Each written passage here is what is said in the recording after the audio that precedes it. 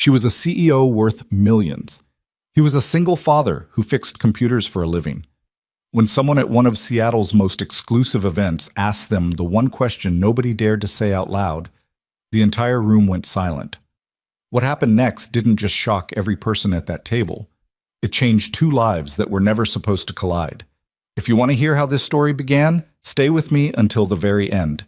Hit that like button and drop your city in the comments so I can see just how far this story travels. The call came in at 7:43 on a Tuesday morning, and Ryan Bennett almost didn't answer it. He was standing in the kitchen of his apartment on Rainier Avenue, pouring milk into a bowl of cereal that his 6-year-old daughter had already declared she didn't want. Sophie sat at the table with her arms crossed, her dark hair still tangled from sleep, a look on her face that said she had already made up her mind about how this morning was going to go. "I don't like that kind," she said. "You liked it yesterday." "Yesterday was different." Ryan set the milk carton down and rubbed his eyes.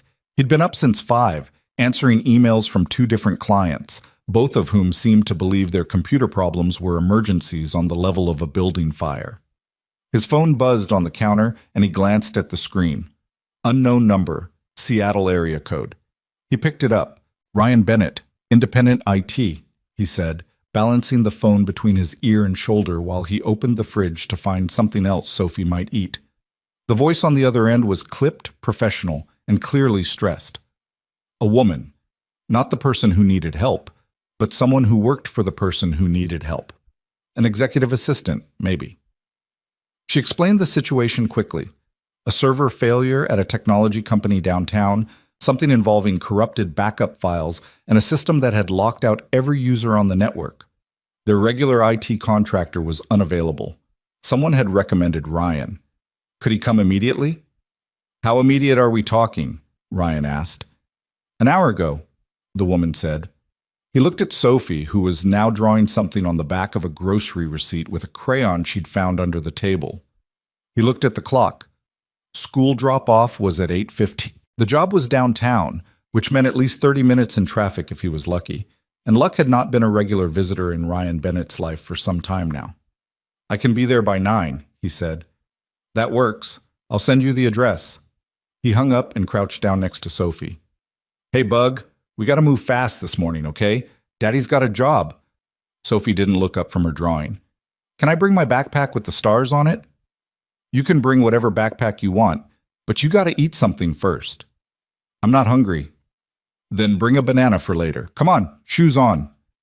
They were out the door in 12 minutes, which Ryan considered a personal best.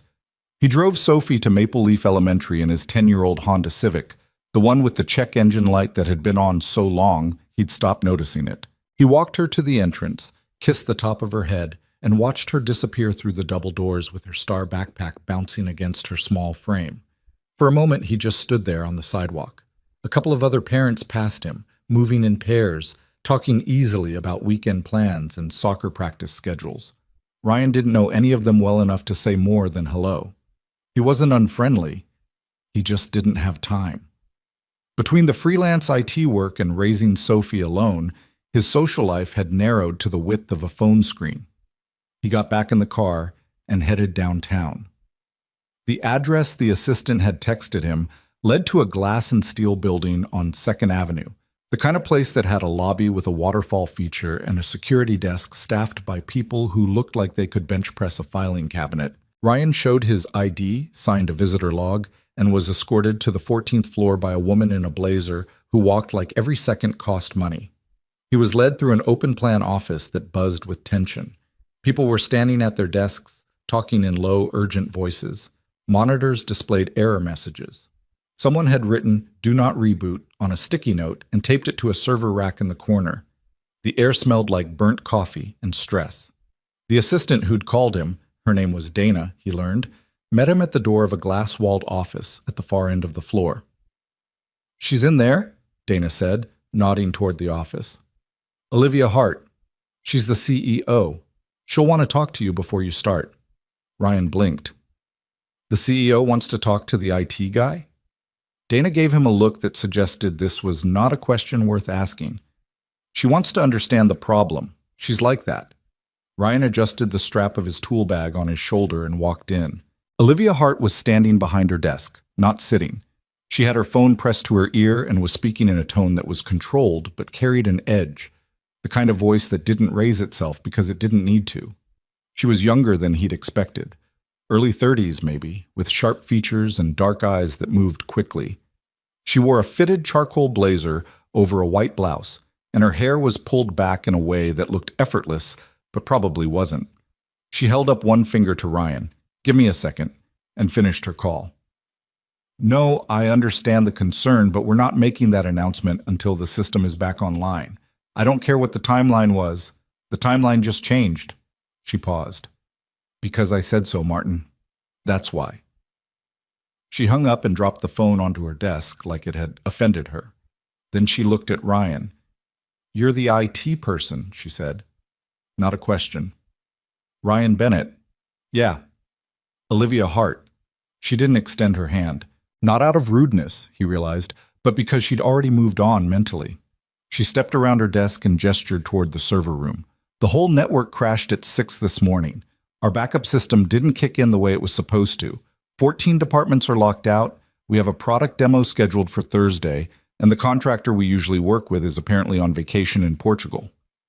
"Portugal's nice," Ryan said, and immediately wished he hadn't. But something flickered across Olivia's face. Not quite a smile, but close. "I'm sure it is. Can you fix this?" "I need to look at it first, but probably, yeah." "Probably?" "I don't make promises before I've seen the problem, but I'm good at what I do." She studied him for a moment. There was something measuring in her gaze, but it wasn't cold. It was the look of someone who'd learned to evaluate people quickly because she'd been burned by the ones she'd trusted too slowly. "Okay," she said. "Dana will show you the server room. Whatever you need, ask for it." Ryan spent the next 4 hours buried in cable trays and diagnostic screens. The problem was worse than he'd expected, a cascading failure that had started with a firmware update gone wrong and spiraled into corrupted sector allocations across 3 of their primary storage drives. It was the kind of mess that would have taken a corporate IT team a full day to untangle. Ryan did it in 4 hours and 20 minutes, partly because he was skilled, and partly because he'd seen this exact failure pattern before in a smaller company last year and knew the shortcut. By noon, the system was back online. Departments started logging in. The product demo files were recovered.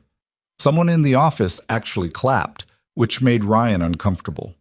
Dana brought him a cup of coffee he hadn't asked for and told him Olivia wanted to see him again before he left.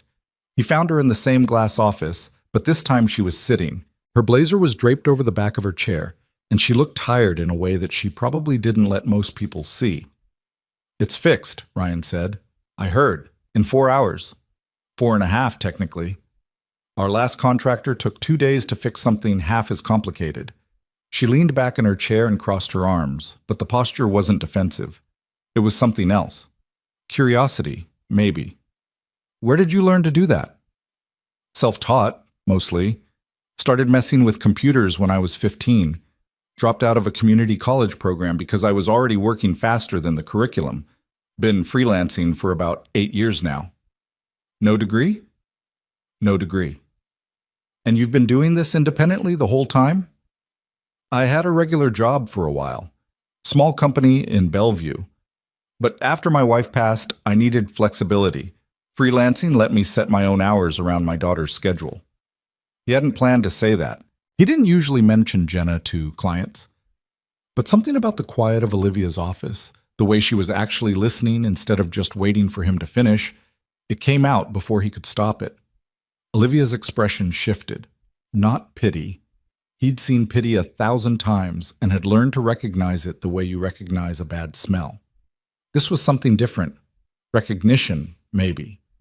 The look of someone who understood that life sometimes handed you a version of yourself you hadn't planned on becoming. "I'm sorry," she said, and she meant it. He could tell because she didn't add anything else. "Thanks," he said. "It was 3 years ago. We're doing okay. Sophie, that's my daughter. She's 6.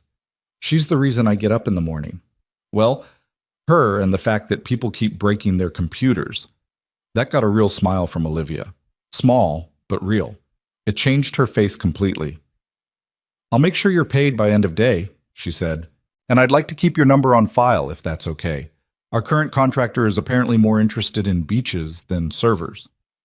Sure. And tell Martin, whoever Martin is, you can make that announcement now. The system's solid. Martin is my COO, and I'll be sure to pass that along. Ryan left the building with a check in his pocket and a strange feeling he couldn't name. He wasn't used to being noticed, really noticed, by someone like Olivia Hart. In his world, he showed up, fixed the problem, and left. People were grateful the way they were grateful for plumbers. Glad you existed, but not particularly interested in who you were. Olivia had been interested. He shook it off. She was a CEO running a company with hundreds of employees. He was a guy with a tool bag and a Honda Civic. Whatever he'd felt in that office was probably just the relief of finishing a hard job. He picked up Sophie from school at 3:15 and took her to the park near their apartment. She ran to the swings like she always did, and he sat on the bench watching her pump her legs higher and higher, her hair streaming behind her. "Daddy, push me," she called. "You're doing great on your own, Bug. But I want to go higher." He got up and pushed her. She squealed with delight, and for a few minutes the world was simple. Just a father and his daughter and the Seattle sky, gray as always, pressing down like a soft ceiling above them. That night, after Sophie was asleep, Ryan sat on the couch with his laptop and went through his emails. 2 new job requests, both small. A follow-up from a client he'd helped last month wanting to know if he could set up a home network. Routine stuff. The kind of work that paid the bills but didn't excite him.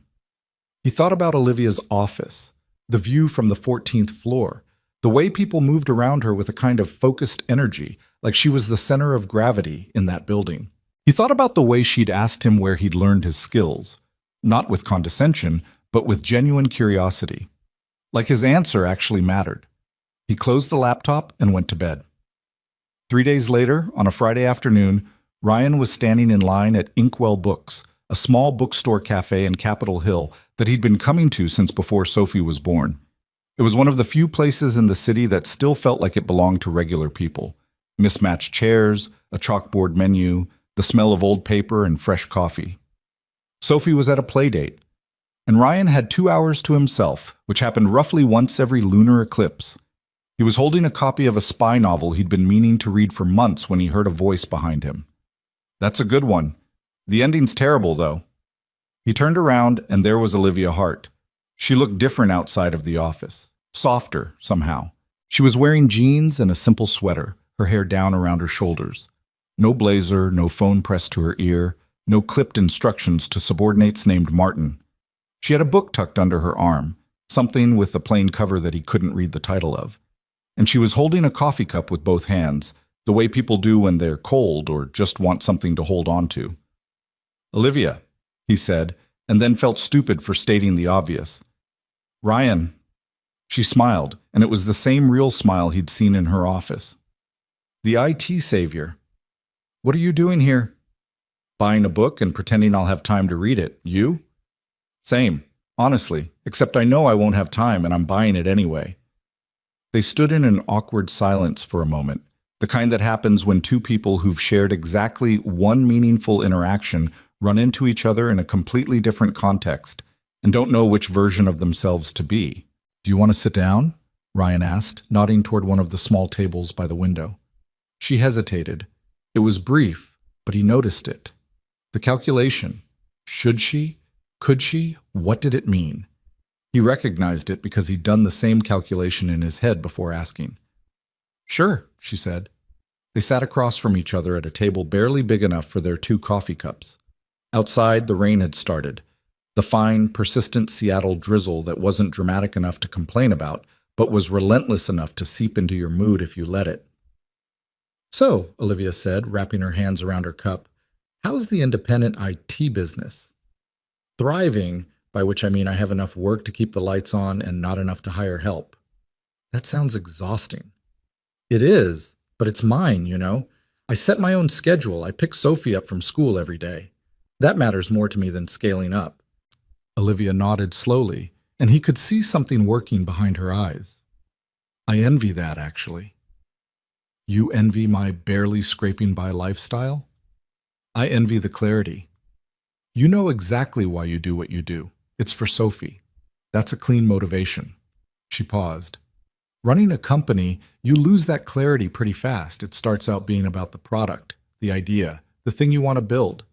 Then it becomes about growth targets and investor expectations and quarterly projections. And somewhere along the way, you forget why you started.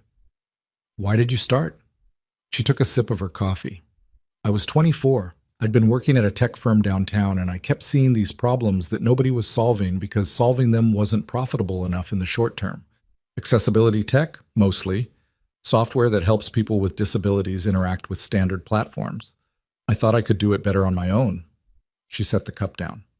Turns out, I could. But better at scale looks different than better in a garage. You started in a garage? My parents' garage in Tacoma. Very cliche, I know. Steve Jobs started in a garage. Yeah, well, Steve Jobs didn't have to explain to his mother why there were server racks next to the lawnmower. Ryan laughed. A real laugh, the kind that came from somewhere in his chest and surprised him. He couldn't remember the last time he'd laughed like that with someone who wasn't Sophie. Olivia seemed surprised by it too. She looked at him differently for a moment, like she was seeing something she hadn't expected. Can I ask you something? She said. Sure. When you were in my office, when you mentioned your wife, you said it so matter-of-factly, like it was just another thing that happened. Does it still hurt, or have you gotten used to it? The question should have felt intrusive. From anyone else, it probably would have. But Olivia asked it the way she asked everything, directly, without pretense, like she genuinely wanted to understand. Ryan turned his coffee cup in his hands. Both, he said. It hurts, and I'm used to it. Those two things can exist at the same time. People don't tell you that. They act like grief is a road with a destination, like eventually you arrive at healed and you park the car and get out. But it's not like that. It's more like the road just becomes part of where you live. The pain's still there, but you've built a house around it. Olivia was quiet for a long time. Long enough that Ryan started to wonder if he'd said too much. That might be the most honest thing anyone said to me in a year, she said finally. People aren't honest with you? People are careful with me. There's a difference. When you're the person signing the checks, everyone calibrates what they say. They tell you what they think you want to hear, or what they think will keep you calm, or what they think will make them look good. Nobody just talks to me. I'm talking to you. Yeah, she said softly. You are. They sat there for another 40 minutes, and the conversation drifted into easier territory. Books they'd read, places they'd been, the particular frustrations of Seattle traffic. Olivia told him about a board meeting where she'd accidentally referred to a major investor by his competitor's name. Ryan told her about the time Sophie had called his most important client, the computer doctor man, to his face. When they finally stood up to leave, the rain had stopped, and the late afternoon light was slanting through the bookstore windows in a way that made everything look warmer than it was. This was nice, Olivia said, and the way she said it, a little surprised, like she'd forgotten what nice felt like, stuck with Ryan long after they'd said goodbye. He drove home thinking about her, not in a romantic way exactly, more in the way you think about someone who showed you a window you didn't know was there. For 3 years, his world had been Sophie and work and the apartment on Rainier Avenue. He'd gotten comfortable in the smallness of it. Not happy exactly, but comfortable. The kind of comfortable that comes from not expecting anything, which is different from peace.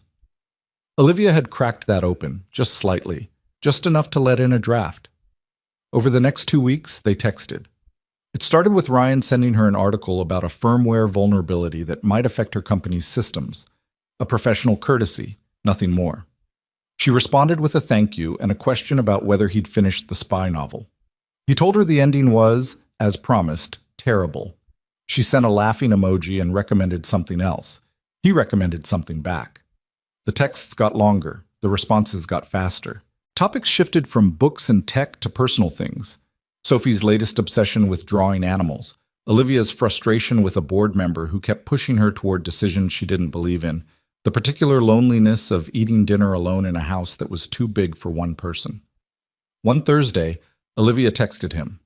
Sophie likes animals, right? There's a wildlife exhibit at the Pacific Science Center this Saturday. Would she want to go? Ryan stared at the text for a long time. He knew what it meant. He also knew what it didn't mean, and he was careful not to confuse the two. Olivia might just be being friendly. She might be reaching out the way people do when they're lonely and have found someone who doesn't make them feel like they have to perform. Or it might be something else. He showed the text to Sophie, who reacted as if she'd been offered a trip to the moon. "Can we go, Daddy? Please? Please, please, please?" "Let me think about it." "You always say that when you mean yes." She wasn't wrong. He texted Olivia back. "Sophie says yes, and I say yes, too." Saturday arrived with rare Seattle sunshine, the kind that made the whole city look different, like someone had turned up the contrast on a photograph. Ryan dressed Sophie in her favorite overalls and the sneakers with the light-up soles, and they drove to the Pacific Science Center, where Olivia was already waiting by the entrance. She looked nervous. Ryan noticed it immediately. The way she kept adjusting her jacket, the slight uncertainty in her smile. Olivia Hart, the woman who could stare down a boardroom full of investors without flinching, was nervous about meeting a 6-year-old. "Hi," she said to Ryan, and then crouched down to Sophie's level. "And you must be Sophie. Your dad tells me you like animals." Sophie studied Olivia with the intense, unfiltered scrutiny that only children are capable of. "Do you like animals?" she asked. "I do. My favorite is the octopus." Sophie's eyes widened. "Octopuses have 3 hearts." "They do. Do you know why?" "No? Why?" "Honestly, I don't know either. But I think it's because they need extra love to keep all those arms working." Sophie giggled. It was a sound Ryan hadn't heard directed at a stranger in a long time. His daughter was friendly enough, but she was also cautious, the way kids become when they've learned early that the people in their life don't always stay. But with Olivia, the caution melted fast. By the time they reached the marine exhibit, Sophie was holding Olivia's hand and explaining every fact she knew about sea turtles, which was an impressive number for someone who hadn't yet learned to tie her own shoes. Ryan walked a half step behind them, watching. There was a tightness in his chest that he recognized but hadn't felt in years. It was the feeling of wanting something and being afraid of wanting it at the same time. They spent 3 hours at the Science Center. Sophie pressed her face against every piece of glass, asked questions that none of the adults could fully answer, and insisted on going through the dinosaur exhibit twice because she'd missed the Triceratops the first time. At one point, while Sophie was distracted by an interactive volcano display, Olivia turned to Ryan. "She's incredible," she said. "She has her moments. You should see her when she doesn't want to eat her cereal." "Selective eater?" "Selective everything. She's 6 going on 45. Olivia laughed. "I was like that. My parents used to say I came out of the womb with a business plan." "I believe that." They stood side by side, watching Sophie slam her palm against a button that made a model volcano light up orange. The silence between them wasn't awkward. It was the kind of silence that only happens when 2 people are comfortable enough not to fill it. "Ryan," Olivia said quietly, "I want to be honest with you about something." He looked at her. The nervousness was back, but different now, deeper. "I don't do this," she said. "Whatever this is. I don't meet people at bookstores and text them about books and spend Saturdays at science centers. My life doesn't have room for it. My schedule is planned in 15-minute increments by a woman named Dana who would have a breakdown if she knew I was here instead of reviewing quarterly reports. So why are you here?" She looked at Sophie, then back at him. "Because, for the first time in a very long time, I wanted to be somewhere more than I wanted to be productive. And that scares me." Ryan nodded slowly. "It scares me too." "Then why did you say yes?" "Because Sophie said please 3 times, and I can't say no to that." Olivia gave him a look. "And because I wanted to see you," he added, quieter. She didn't say anything to that. She just turned back to watch Sophie, but he could see the corner of her mouth lift slightly, and he could see her shoulders relax in a way they hadn't been relaxed all morning. After the Science Center, they went to a diner a few blocks away. The kind of place with red vinyl booths and a menu laminated enough to survive a flood. Sophie ordered pancakes, despite it being 2 in the afternoon, and sat on her knees on the booth seat so she could see over the table. "Olivia," Sophie said, with the directness of someone who hadn't yet learned social filters, "do you have a family?" Olivia paused with her coffee cup halfway to her mouth. I have my parents. They live in Tacoma, and a brother in Portland. But I don't have my own family. No, just me. Don't you get lonely? Ryan opened his mouth to redirect, but Olivia shook her head slightly. It's okay. Sometimes, Olivia said, but I keep pretty busy. Daddy gets lonely too, Sophie said matter-of-factly. He doesn't say so, but I can tell because he watches old movies by himself after I go to bed. Ryan felt his face get hot. Sophie, it's true. I heard you watching that movie with the boat last week. Thank you for that report, Bug. Olivia was trying very hard not to laugh. She caught Ryan's eye and mouthed the words, the boat, with raised eyebrows. Titanic, he admitted. I was watching Titanic. At midnight? It was 11, and I fell asleep before the end. That's honestly the saddest thing I've ever heard, Olivia said. And then she did laugh, and Ryan laughed too, and Sophie looked between them with the satisfied expression of someone who had successfully created chaos and was proud of it. The afternoon stretched longer than any of them had planned. They talked about everything and nothing: Sophie's school, Olivia's company, the coffee shop on Pike Street that Ryan swore had the best espresso in the city, the fact that Olivia had never seen the Fremont Troll up close despite living in Seattle for 8 years. That's criminal, Ryan said. Sophie and I will take you. It's a requirement. A requirement. For living in this city, yes. There's a whole list. The Troll. Pike Place Market at 6 in the morning when the fish guys are setting up. The view from Cary Park at sunset. I've been to Pike Place. At 6 in the morning? I've been to Pike Place at a reasonable hour. Then you haven't really been. Olivia looked at him, and there was something in her eyes that he was starting to recognize. It was the same thing he felt. The strange, frightening pull of someone who made you want to be more than the version of yourself you'd settled for. When they finally said goodbye outside the diner, Sophie hugged Olivia without being asked to. It was sudden and fierce, the way children hug when they haven't learned to hold back yet. Olivia froze for just a second, and then she hugged Sophie back, and Ryan watched something shift in her face, a softness that had nothing to do with business plans or quarterly reports, a need that she probably hadn't admitted to herself. Bye, Olivia, Sophie called as Ryan buckled her into the car seat. Come to our house next time. I'll show you my drawings. I'd love that, Olivia said. Ryan closed Sophie's door and turned to Olivia. They stood on the sidewalk, neither of them quite ready to leave. Thank you, he said. For today. She doesn't warm up to people easily. Neither do I, apparently. Could have fooled me. Olivia shook her head. Trust me, this is not normal for me. I have a reputation for being cold, Ryan. People at my company think I don't know how to relax. My brother once bought me a book called How to Be Human as a joke, and the worst part is I actually read it. And? It was useless, but the chapter on active listening was okay. He smiled, she smiled, and then they stood there for another 5 seconds of silence, and it was the kind of silence that says more than words do. I'll text you, he said. Please do. He drove home with Sophie already asleep in the back seat, her head tilted against the car window at an angle that couldn't possibly be comfortable. The sun was going down behind the Olympics, painting the sky in shades of orange and pink, and Ryan felt something he hadn't felt in 3 years. Hope. Not the big dramatic kind, not the kind that sweeps in like a wave and changes everything at once. The small kind. The quiet kind. The kind that shows up when you're not looking for it and sits down beside you without asking permission. He carried Sophie inside, put her to bed, and stood in the doorway of her room, watching her sleep. I think we might be in trouble, Bug, he whispered. Sophie didn't stir. Her arm was wrapped around a stuffed elephant named Gerald, and her face was perfectly peaceful. Ryan went to the kitchen and did the dishes. He wiped down the counters, he put away the cereal that Sophie still hadn't eaten, and then he sat on the couch and stared at his phone, wondering if it was too soon to text Olivia and knowing that it was, and typing the message anyway. Sophie fell asleep in the car. Pretty sure you wore her out. Thank you for today. It meant a lot. The response came faster than he expected.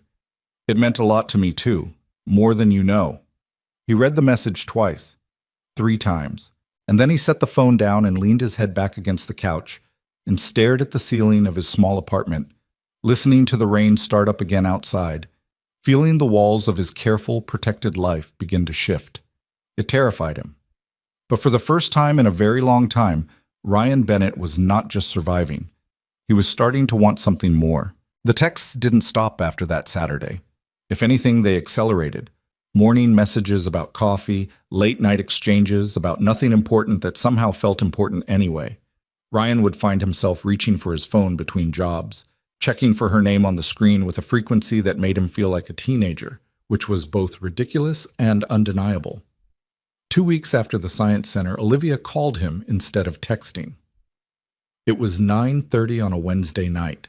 Sophie was asleep. Ryan was sitting on the couch with a bowl of reheated pasta, watching a documentary about bridges that he'd chosen specifically because it required zero emotional investment. "Hey," he said, pausing the TV. "Hey, am I interrupting anything?" "Just a very exciting documentary about suspension cables." "Wow, your nightlife is even worse than mine." "I don't have a nightlife. I have a 6-year-old and a Netflix queue." She laughed and then went quiet for a moment.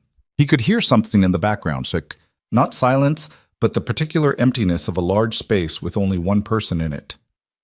"I had a bad day," she said. Ryan set down his pasta. Olivia didn't call to talk about bad days.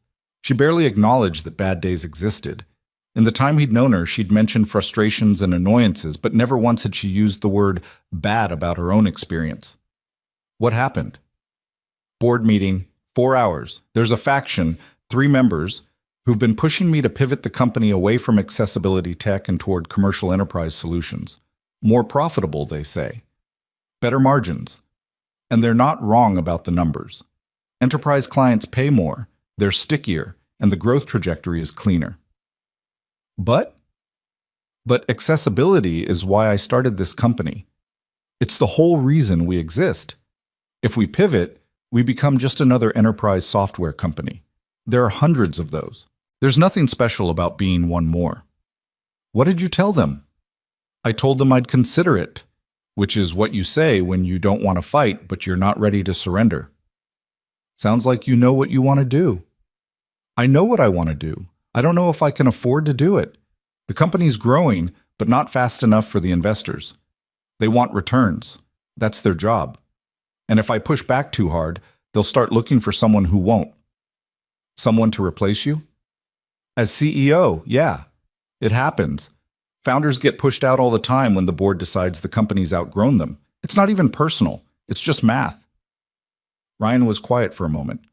He didn't know anything about boards or investors or corporate governance. His world was circuit boards and Ethernet cables and making sure Sophie had clean socks for school. But he knew what it felt like to have something you'd built threatened by forces you couldn't control. "Can I say something that might sound stupid?" he asked. "Please?" "When Jenna got sick, when things started getting really bad, every doctor we talked to had an opinion about what we should do. Treatment plans, experimental programs, clinical trials, they all had numbers to back up their recommendations, success rates, survival percentages. And every single one of them was technically right about their numbers. But none of them knew Jenna.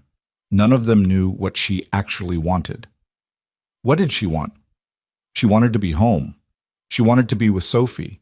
She wanted to stop being a patient and just be a person for whatever time she had left.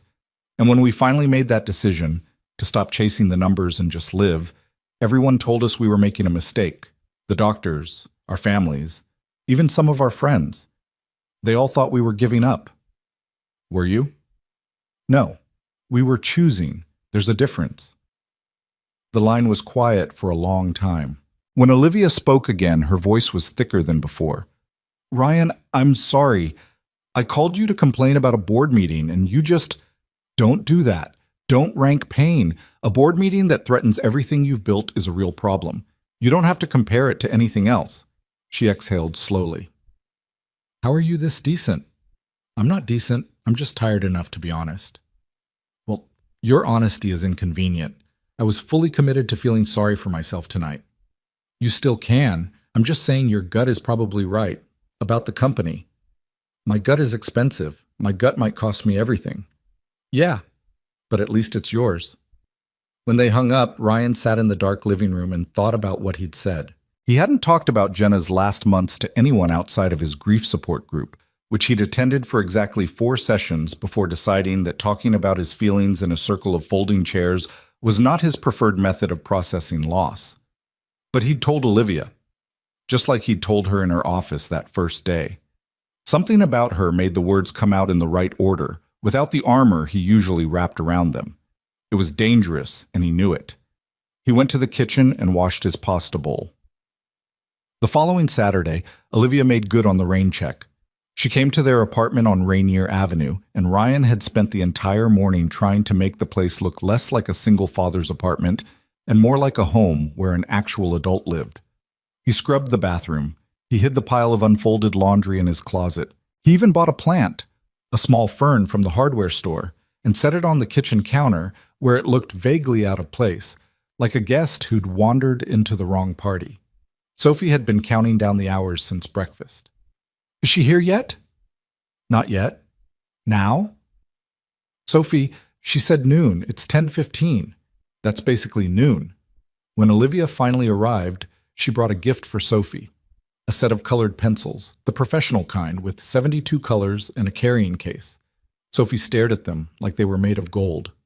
These are real artist pencils, Sophie whispered, holding the case with both hands. They are.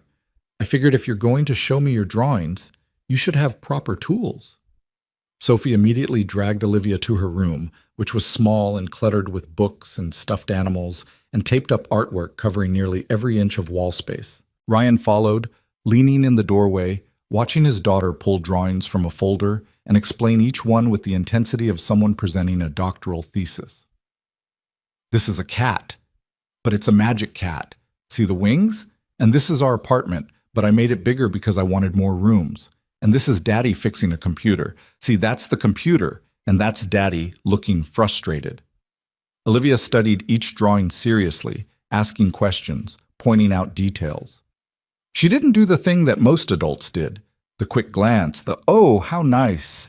She actually looked. She treated Sophie's art the way she probably treated financial reports, with full attention and genuine engagement. Ryan watched them from the doorway, and the tightness in his chest was back. For lunch, he made grilled cheese sandwiches, the only thing he could cook that he was fully confident wouldn't be terrible. They ate at the small kitchen table, Sophie between them, chattering about her teacher, Mrs. Nakamura, who apparently had a pet turtle that lived in the classroom and was named President. President? Olivia said. President the turtle. He's very slow. Mrs. Nakamura says he's dignified. He sounds dignified. He pooped on the reading rug last week. Even dignified creatures have bad days. Sophie laughed so hard she almost knocked over her juice. After lunch, Sophie retreated to her room to christen the new colored pencils, and Ryan and Olivia sat on the couch with coffee. The apartment was quiet except for the occasional sound of Sophie humming to herself, a tuneless, wandering melody that Ryan had heard 1,000 times and never got tired of. Your apartment is nice, Olivia said, looking around. You don't have to lie. I'm not lying. It's small, but it feels like people actually live here. My place is 4 times this size and feels like a hotel lobby. Sounds like a nice hotel lobby, though. It's got great lighting and 0 personality. I hired a decorator when I moved in because I didn't have time to furnish it myself, and she gave me this very curated, very expensive space that looks incredible and feels absolutely nothing like me. What does feel like you? Olivia thought about it. Honestly, this. Mismatched mugs, drawings on the wall, a weird fern on the counter that you clearly bought this morning. Ryan looked at the fern. Was it that obvious? It still has the price tag on it. He groaned, and she laughed, and it was the easiest moment they'd shared yet. Ryan, she said, and her voice shifted into something more serious. I need to tell you something, and I want to be straightforward about it. He set his coffee down.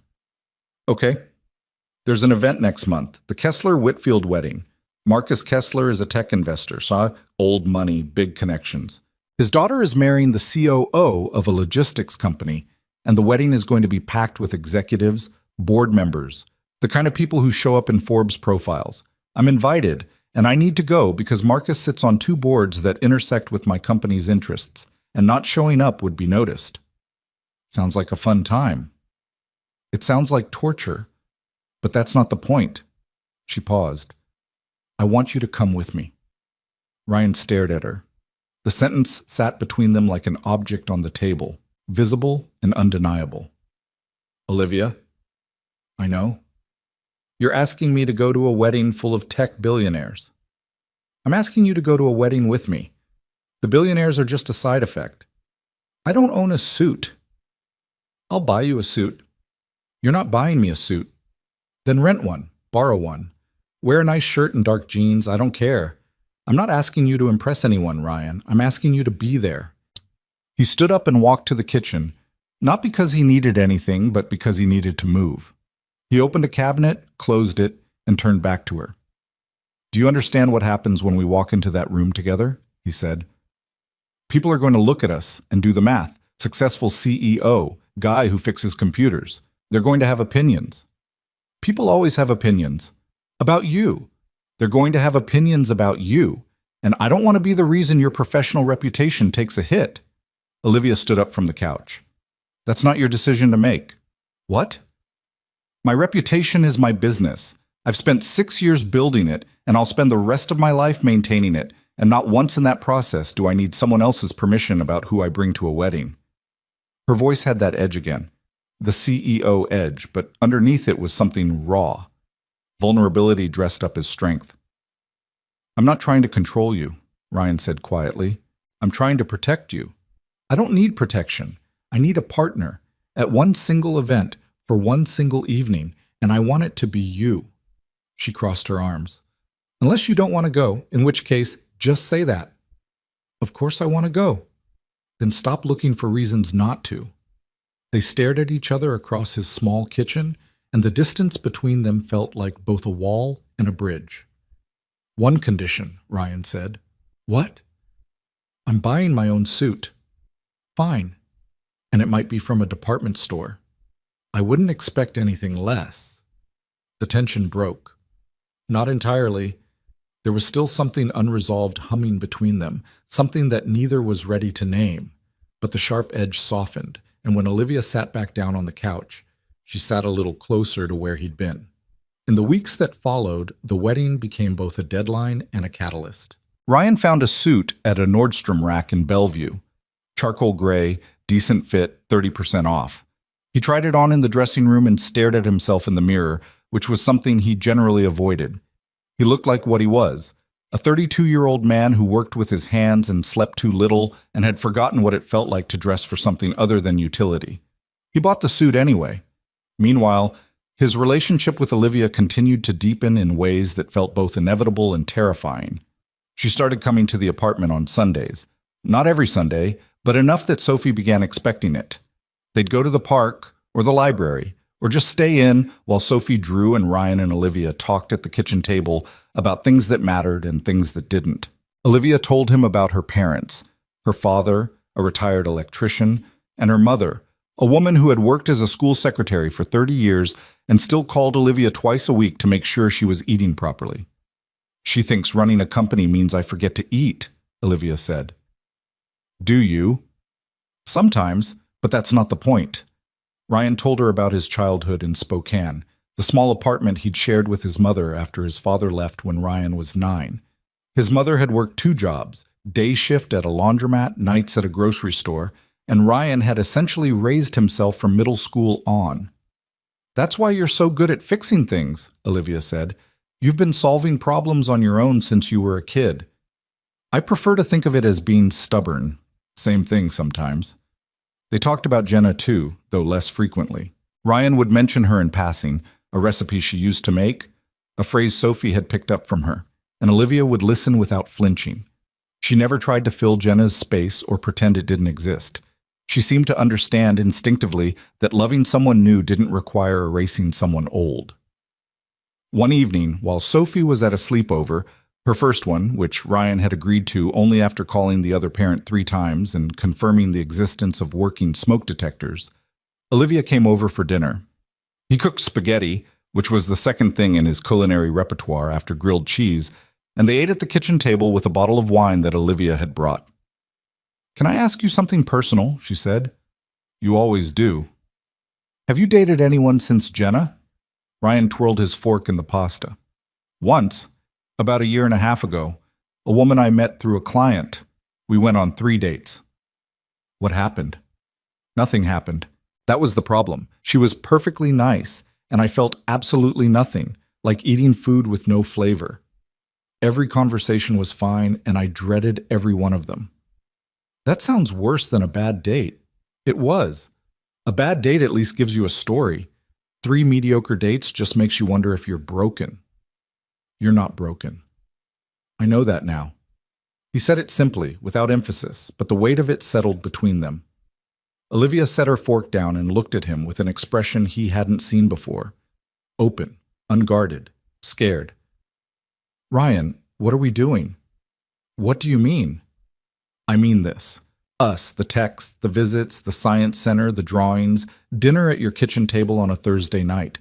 What is this? He leaned back in his chair. I think you know what it is. I want to hear you say it. Why? Because I need to know I'm not imagining it. Because I've spent 6 years being the person who makes decisions and gives directions and stays in control, and right now I have no control at all, and that's terrifying, and I need to hear you say it. Ryan looked at her across the table. The kitchen light was harsh and slightly yellow, and there was a stain on the tablecloth from Sophie's juice, and the faucet had a slow drip he kept meaning to fix. It was not a romantic setting. It was not a scene from a movie. It was just his kitchen, his life, and a woman sitting across from him asking for the truth. I have feelings for you, Olivia. Real ones. The kind that scare me. The kind I didn't think I'd feel again. She closed her eyes. When she opened them, they were bright. Okay, she said softly. Okay. Okay. Because I have them too, and I'm absolutely terrified. Good. Then we're both terrified. At least we're not alone in it. She laughed, a shaky, relieved laugh, the kind that comes out when you've been holding your breath without realizing it. He reached across the table and took her hand. Her fingers were cold. She held on tight. They sat like that for a long time, not talking, just holding on. The faucet dripped. The refrigerator hummed. Somewhere outside, a car horn honked. It was not a grand romantic gesture. There were no fireworks, no swelling music, no dramatic declaration under the stars. It was 2 people at a kitchen table with spaghetti and cheap wine, admitting that they wanted each other and being honest about how much that cost. Later, after Olivia had gone home and Ryan was cleaning up, he found himself standing at the kitchen sink, scrubbing a pot and thinking about what he'd said. Real feelings, the kind that scare me. He'd meant every word, and that was exactly the problem. Because Ryan Bennett knew from experience what it meant to love someone completely. He knew the height of it and the depth of it, and the particular devastation of having it taken away. He knew what it felt like to sit in a hospital room at 3 in the morning, holding a hand that was growing colder, making promises he couldn't keep. He knew that love was not safe. It had never been safe. And choosing it again with full knowledge of what it could cost was either the bravest or the most foolish thing he'd ever done. He finished the dishes. He checked the door locks.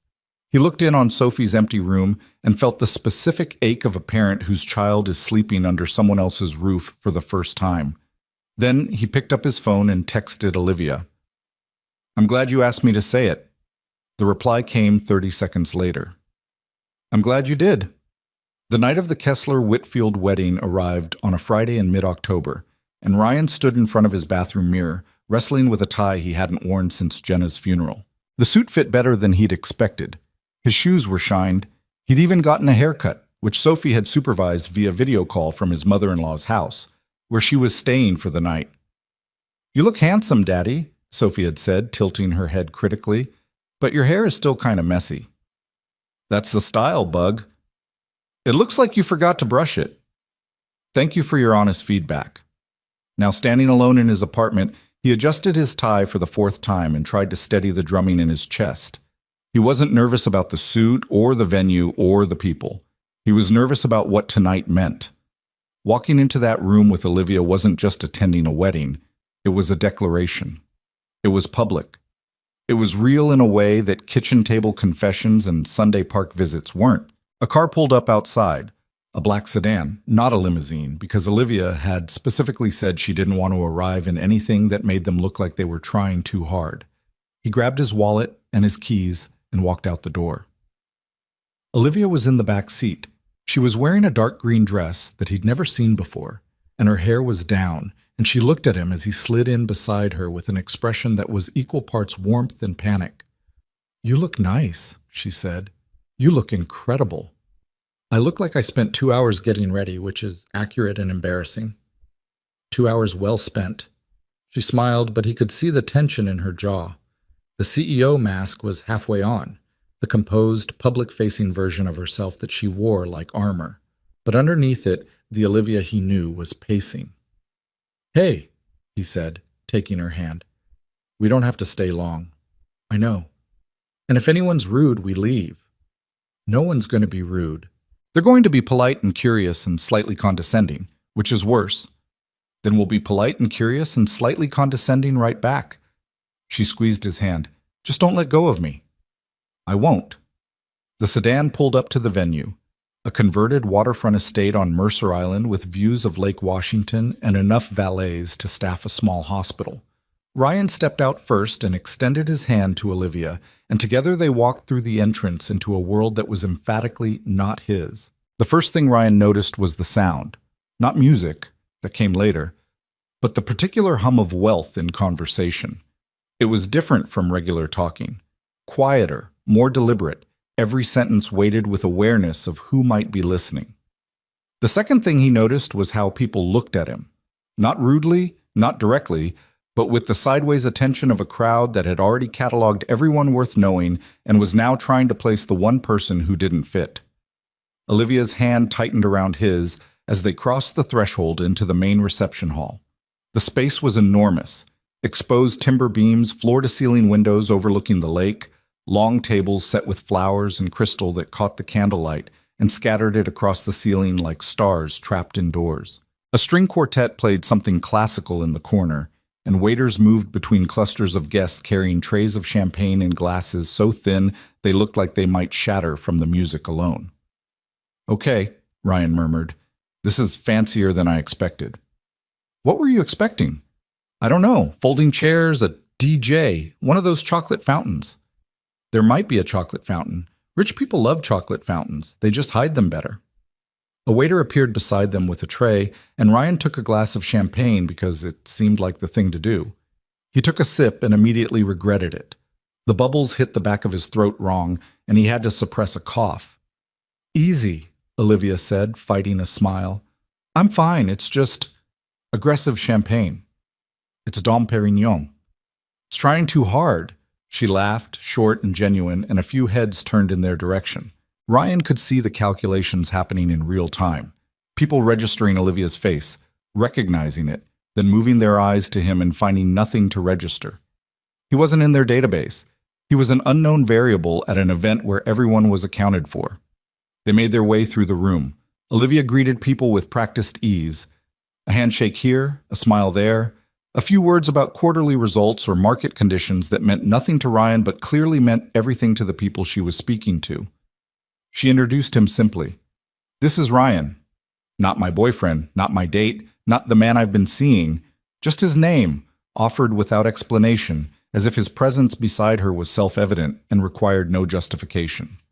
Some people accepted it smoothly. Others paused, their eyes doing that subtle flicker between Olivia's face and Ryan's, measuring the gap. A woman in a silver dress, whose name Ryan immediately forgot, leaned in during one such introduction and said, with a smile that was 90% performance, "And what do you do, Ryan?" "I'm an independent IT technician." The pause that followed lasted exactly 2 seconds. It was not a long pause, but in a room where everyone's answer to that question involved C-suite titles and 7-figure revenues, 2 seconds was a canyon. "How interesting," the woman said, in a tone that meant the opposite. Olivia's jaw tightened almost imperceptibly. Ryan saw it because he had learned to read her by now, the micro-expressions she used when she was angry, but choosing not to show it. "Ryan's the person who saved my entire network when it crashed before the Meridian product launch," Olivia said, her voice light but with steel underneath. If he hadn't shown up, we would have missed a demo that secured a $12 million contract. So I'd say his work is fairly interesting. The woman's smile thinned. Of course, I didn't mean... I know what you meant. It's fine. Olivia turned to Ryan. Come on. I want to find our table. As they walked away, Ryan leaned toward her. You didn't have to do that. Yes, I did. She was just making conversation. She was being dismissive. There's a difference, and I don't tolerate it. Ryan didn't argue, partly because she was right, and partly because there was something in the way she defended him, without hesitation, without embarrassment, that made him feel a thing he wasn't sure he'd earned, like she'd already decided he was worth fighting for, even in small ways, even when the stakes were only social. They found their table near the center of the room.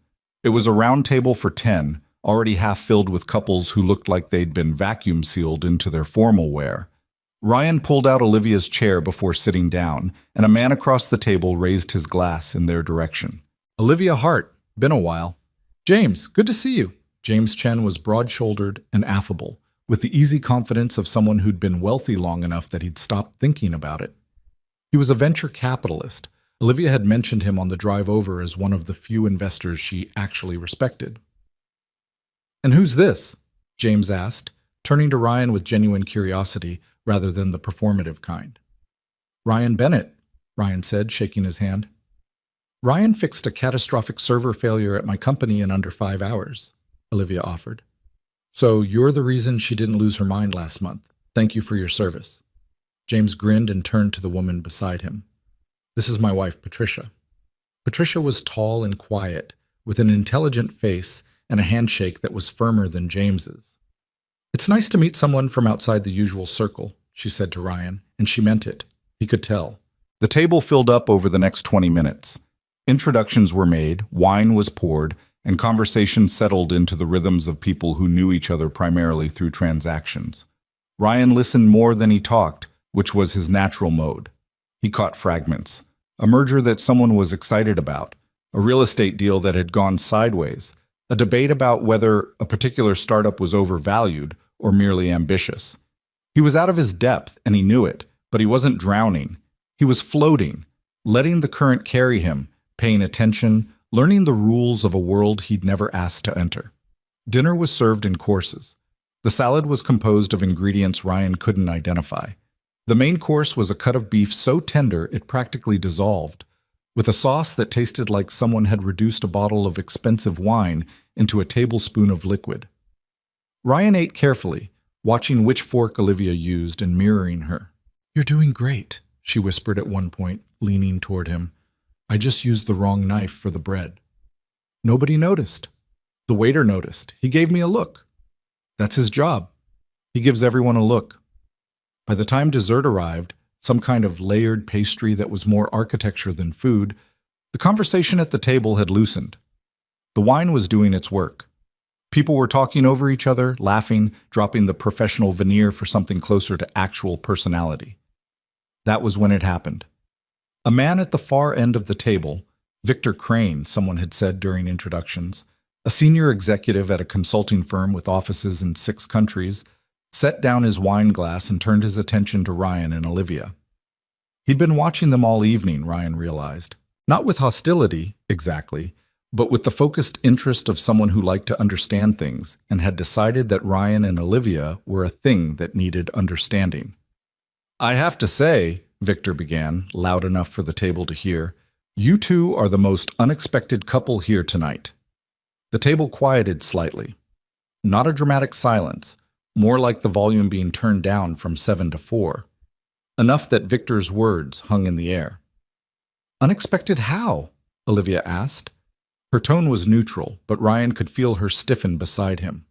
Oh, come on, Olivia. You know what I mean. A tech CEO and an IT technician. It's like a movie premise. He smiled, the kind of smile that thinks it's charming. How old are you two, anyway? The table went fully quiet. It wasn't just the question. It was the way he asked it, casually, publicly, wrapped in enough social lubrication to make it seem friendly, but with an undercurrent that everyone at the table recognized. He wasn't asking their ages. He was asking the real question. the one that had been circling the room all night like a predator looking for an opening. What is she doing with him? Ryan felt Olivia freeze. Her hand, which had been resting on the table near his, pulled back an inch. He glanced at her and saw something he hadn't seen before. Not anger, not defensiveness, but a flash of raw vulnerability. The fear that she'd spent the whole evening holding at bay was now standing in front of her, wearing an expensive suit and a condescending smile. The table was watching them. James Chen's jaw had tightened. Patricia was looking at Victor with barely concealed contempt. The other guests had the careful blankness of people who didn't want to take sides but were very interested in the outcome. Ryan felt the moment stretch. He could let it pass. He could laugh it off, deflect with a joke, give Victor the non-answer that would let everyone pretend the question hadn't been what it was. That was the safe move, the easy move. He didn't take it. "I'm 32, Ryan said. His voice was calm, steady, not loud, but clear enough that every person at the table heard him.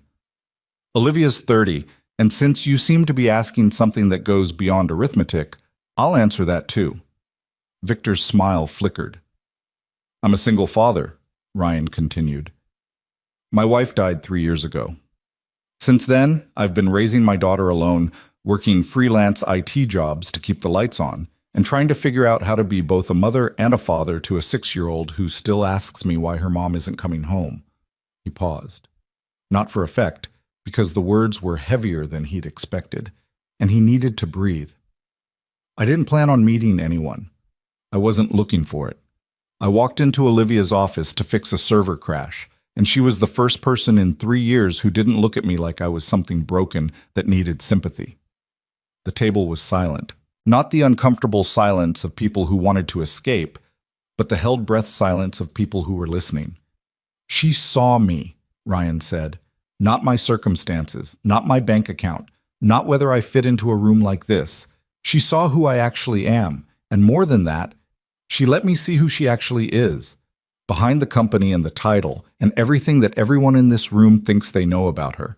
And the person she is, the real person, is someone I am grateful for every single day." He picked up his glass, not because he wanted a drink, but because he needed something to do with his hands. "So, to answer your question, Victor, yeah, we're unexpected. A lot of the best things in life are." He took a sip of wine, set the glass down. The silence held for 3 more seconds. Then James Chen raised his glass from across the table. "To the unexpected," he said. Patricia raised hers.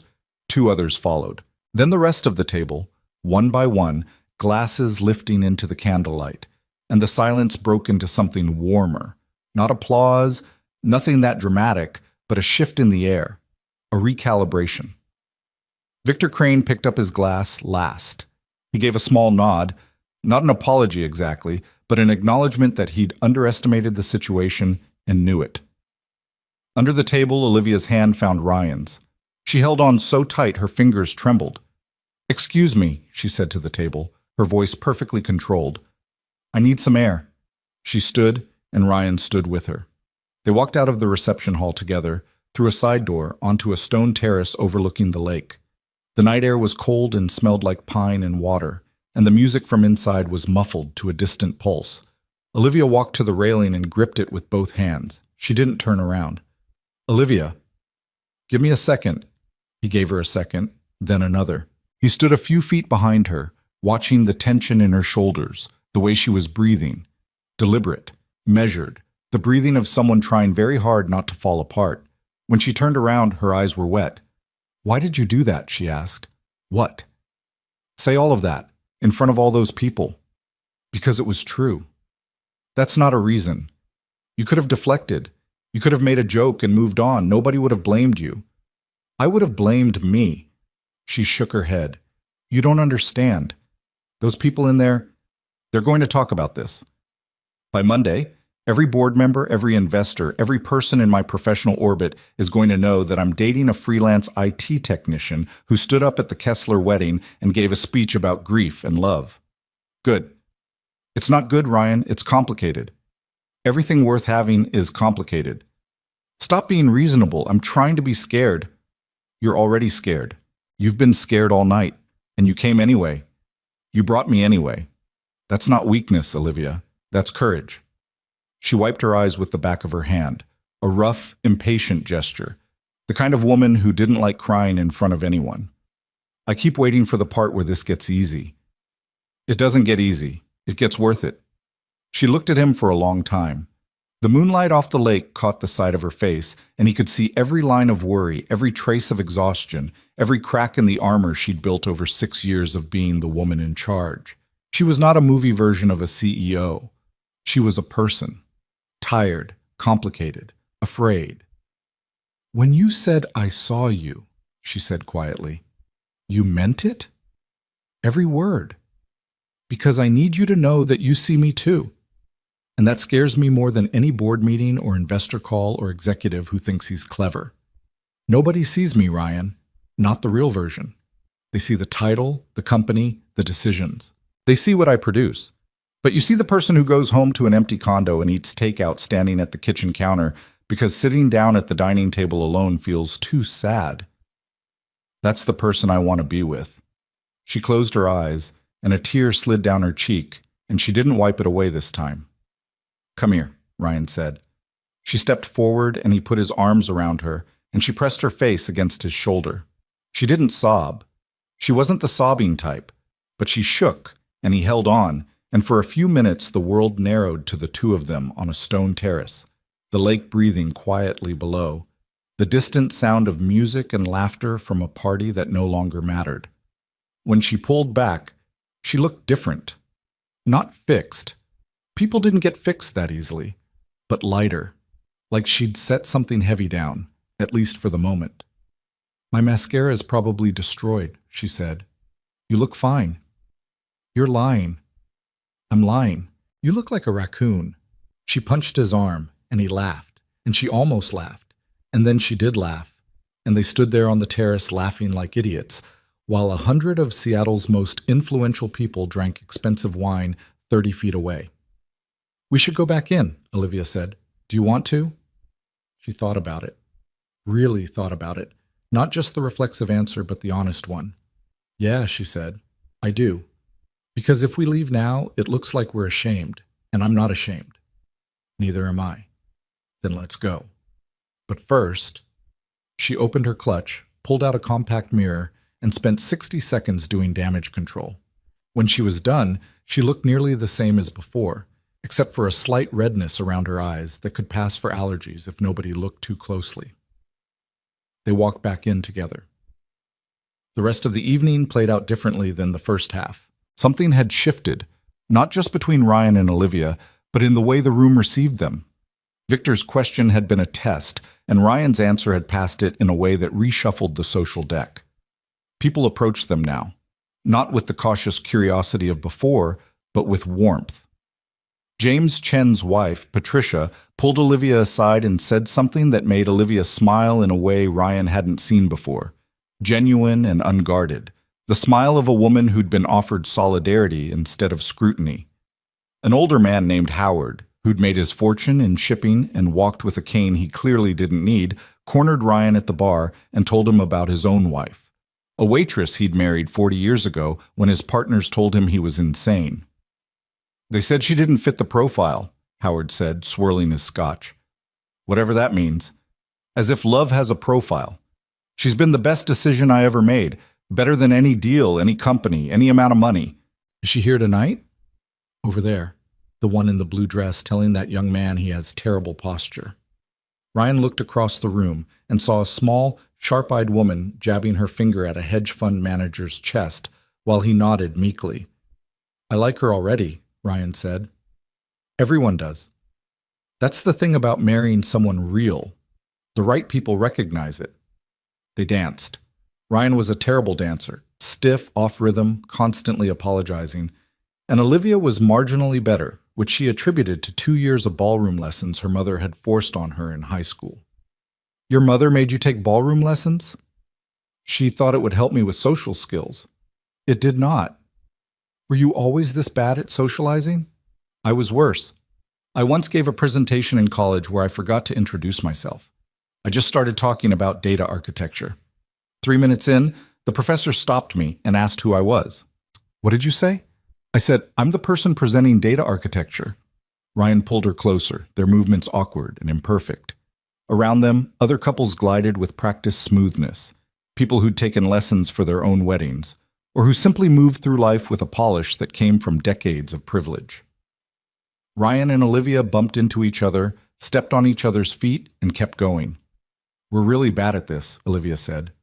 We are. People are watching. Let them. At 11 o'clock, they left. The valet brought the sedan around, and they slid into the back seat with the particular exhaustion of people who'd survived something they'd been dreading. Olivia leaned her head against his shoulder, not dramatically, just tilted sideways, resting the weight of the evening against him. Thank you, she said. For what? For not letting Victor win. He wasn't going to win. The question was just whether I was going to be polite about it or not. You were polite. Barely. She was quiet for a moment. Ryan? Yeah? What you said at the table, about me seeing you, about you seeing me. Did you plan that? No, I just opened my mouth and it came out. That's either very brave or very reckless. It's probably both. She reached down and intertwined her fingers with his, her grip firm and certain. The sedan moved through the dark streets of Mercer Island, past houses with lights glowing behind expensive curtains, past lives that were neat and curated, and nothing like the messy, honest, terrifying thing that was taking shape between them. I want you to know something, Olivia said quietly. When Victor asked that question, I froze. Not because I was embarrassed by you, I need you to understand that. I froze because I realized that everyone in that room was about to see something I've been protecting. Not you, us. The fact that this matters to me, that you matter to me. And I've spent my whole career making sure nobody sees what matters to me, because the minute they see it, they can use it. Nobody used it tonight. Tonight, no, but the world doesn't always look like tonight. Then we'll deal with it when it doesn't. She pressed closer against his shoulder. Outside the car, the Seattle skyline rose against the dark sky, all glass and light, and the lake reflected everything back in broken fragments. Take me home? She asked. Which home? Yours. He looked at her. Sophie's at her grandmother's until tomorrow afternoon. I know. Olivia, I'm not asking for anything complicated. I just don't want to go back to my empty condo tonight. I want to sit on your terrible couch and drink bad coffee and not be alone. Can we do that? Yeah, he said. We can do that. They rode the rest of the way in silence, Olivia's head on his shoulder, Ryan's hand in hers, the car carrying them through the city toward a small apartment on Rainier Avenue, where a fern with a price tag still on it sat on the kitchen counter, where drawings covered the walls, where the life he'd built out of grief and stubbornness and love waited for them both. They didn't talk much that night at the apartment. They didn't need to. Olivia sat on the couch with her shoes off and her feet tucked under her, holding a mug of coffee that Ryan had made too strong, and she didn't complain about it. Ryan sat beside her, close enough that their shoulders touched, and they watched the rain streak down the living room window in silence. At some point, Olivia fell asleep leaning against him, and he sat perfectly still for 40 minutes because he didn't want to wake her, and because the weight of her against his side felt like something he'd been missing without knowing it. He carried her, not dramatically, not like a movie. He just helped her stumble, half asleep, to his bed, where she curled up on top of the covers fully dressed and was unconscious again in 30 seconds.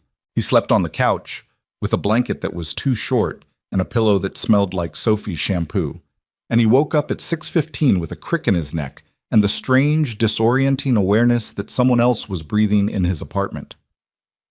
When Olivia emerged from the bedroom an hour later, she was wearing yesterday's clothes and yesterday's smudged mascara and an expression that was equal parts sheepish and defiant. I stole your toothbrush, she said. Which one? The blue one. That's Sophie's. Oh, she paused. I'll buy her a new one. She'll be thrilled. She's been asking for the kind with the sparkly handle. Olivia sat down at the kitchen table and accepted the coffee he'd already made, and they ate toast because that was all he had. And the morning felt ordinary in a way that surprised them both. Not electric, not loaded with significance. Just two people at a table, eating toast, not performing. I should go, Olivia said eventually. "I have a call at 10, and I look like I slept in my clothes." "You did sleep in your clothes." "I know that. I don't need the board to know that." He walked her to the door. She turned around, and for a moment they stood there in the narrow hallway of his apartment, the light coming through the kitchen window behind them, and neither of them reached for a dramatic gesture. She kissed him. Brief, warm, real. And then she left. Ryan stood in the hallway and listened to her footsteps on the stairs. Then he went back to the kitchen, sat down, and finished his toast. The weeks after the wedding were when reality set in. Not the reality of their feelings. Those had been real for a while now, spoken and unspoken. The reality of logistics. The reality of two lives that operated on entirely different frequencies trying to find a shared rhythm. Olivia's schedule was merciless. She was in the middle of a product launch for a new accessibility platform, something that would allow visually impaired users to navigate complex enterprise software through voice commands. It was the project she'd been fighting the board to protect, and now that she'd won that fight, she had to deliver. Her days started at 6:30 and ended at 9 or 10, and the margins between were filled with calls, meetings, investor updates, and the 1,000 small fires that burned constantly inside a growing company. Ryan's schedule was built entirely around Sophie. School drop-off at 8:15, pickup at 3, homework, dinner, bath, bedtime. The freelance work filled the gaps, squeezed into the hours when Sophie was at school or after she fell asleep. He was good at his job, and he had enough clients to keep the bills paid, but there was no flexibility to expand, no room to take on bigger projects, and no one to call when a client needed him at the same time Sophie needed him more. They tried to see each other. They managed dinners once or twice a week, usually at Ryan's apartment, because it was easier than navigating the optics of Olivia's world. Sophie adored these visits. She'd set out her colored pencils and draw portraits of Olivia with impossible hair and enormous eyes, and Olivia would study each one with the same intensity she brought to financial projections. But the cracks appeared early. The first real argument happened on a Wednesday night, 3 weeks after the wedding. Olivia had canceled dinner for the second time in a row. A board member had called an emergency meeting, something about a competitor filing a patent claim that overlapped with their new platform. She'd texted Ryan at 4:30, an hour before she was supposed to arrive. "I'm so sorry. Have to stay. Patent issue. Can't explain. Tomorrow?" Ryan had already cooked. Not spaghetti this time. He'd actually looked up a recipe online and made chicken parmesan, which had taken him 2 hours and resulted in one burnt pan, one splattered apron, and a dish that looked nothing like the picture but smelled decent. Sophie had helped set the table with the good plates, the ones that matched, which they only owned 4 of. "Is Olivia coming?" Sophie asked, for the 3rd time, sitting at the table with her chin in her hands. "Not tonight, Bug. She had to work late." "She always has to work late." "She doesn't always." "Last time, too, and the time before that, she came late and had to leave early." Ryan looked at his daughter, and the guilt hit him sideways. Not guilt toward Olivia. She had legitimate reasons, every time. But guilt toward Sophie, who had opened her heart to someone new and was now learning that new people could disappoint you the same way the world already had. "Sometimes adults have jobs that don't let them choose their schedule," Ryan said carefully. "It doesn't mean she doesn't want to be here." "Then why isn't she here?" He didn't have a good answer for that. They ate the chicken parmesan in relative silence, and it was too dry, and Ryan scraped the plates afterward with more force than necessary. When he called Olivia that night, after Sophie was asleep, the conversation went wrong almost immediately. "How's Sophie?" Olivia asked. "Disappointed." The word landed harder than he'd intended, or maybe exactly as hard as he'd intended. "Ryan, I'm sorry. The patent claim is serious. If we don't respond by Friday—" "I know it's serious. I'm not questioning that." "Then what are you questioning?" "I made dinner. Sophie set the table. She asked me 3 times if you were coming. 3 times. And I had to tell her no while the food I spent 2 hours making sat on the stove getting cold." Silence. Then, "That's not fair." "Which part?" "The part where you make me feel guilty for doing my job. You know what my life looks like. You knew when we started this." "Yeah, I did. And you knew what mine looks like. You knew that Sophie comes first and that she doesn't handle broken promises well because she's already lost one person who was supposed to be permanent." The silence that followed was different, heavier. I didn't promise her, Olivia said quietly. I said I'd try. She's 6. She doesn't hear try. She hears yes. So what do you want me to do? Quit my job? Cancel board meetings? I'm fighting to keep this company alive, Ryan. I'm fighting to build the thing I believe in while 3 men in suits try to turn it into something I don't recognize. And I'm doing it alone. I don't have a partner at work. I don't have a co-founder. It's me. Every decision, every crisis, every late-night call, it's all me. I'm not asking you to choose between me and your company. Then what are you asking? I'm asking you to stop treating this like something you can schedule. Us, Sophie. We're not a meeting you can move to next Tuesday. That's not what I'm doing. It feels like what you're doing. She exhaled sharply. Okay, I hear you, and I'm sorry about Sophie. I'll make it up to her. Don't say that unless you mean it. I mean it. Then show up. That's all I'm asking. Show up when you say you will. They hung up without saying goodnight, which had never happened before. Ryan sat on the couch and stared at his phone and felt the specific frustration of a man who knew he was right, and also knew that being right didn't fix anything. The next morning, a delivery arrived at the apartment. A package for Sophie, no return address. Inside was a hand-painted octopus figurine, ceramic, detailed, clearly not mass-produced, and a note in Olivia's handwriting. For Sophie's collection, this one has 3 hearts just like the real ones. Tell her I'm sorry, and I'll be there Friday. I promise. Sophie clutched the octopus like it was alive. Is it from Olivia? Yeah, Bug, it's from Olivia. Is she coming Friday? She said she is. Sophie looked at the octopus, then at Ryan, with an expression that was too knowing for a 6-year-old. Okay, but if she doesn't come, I'm keeping the octopus anyway. That's fair. Olivia came on Friday. She showed up at 5:30, still in her work clothes, with dark circles under her eyes and her phone buzzing in her purse. She silenced it without looking at it and sat down on the floor next to Sophie, who was coloring at the coffee table. I'm here, Olivia said. Sophie didn't look up. You're late. I know. I'm sorry. Daddy made spaghetti this time. He said chicken was too hard. Olivia glanced at Ryan, who shrugged from the kitchen doorway. Spaghetti sounds perfect, Olivia said. Sophie was quiet for another 30 seconds, carefully filling in the wings of a butterfly with 3 different shades of purple. Then, without looking up, she pushed the box of colored pencils toward Olivia.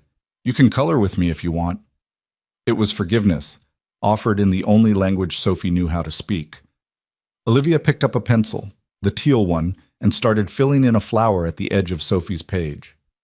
They worked in silence, side by side, and Ryan watched from the doorway with his arms crossed and his chest tight.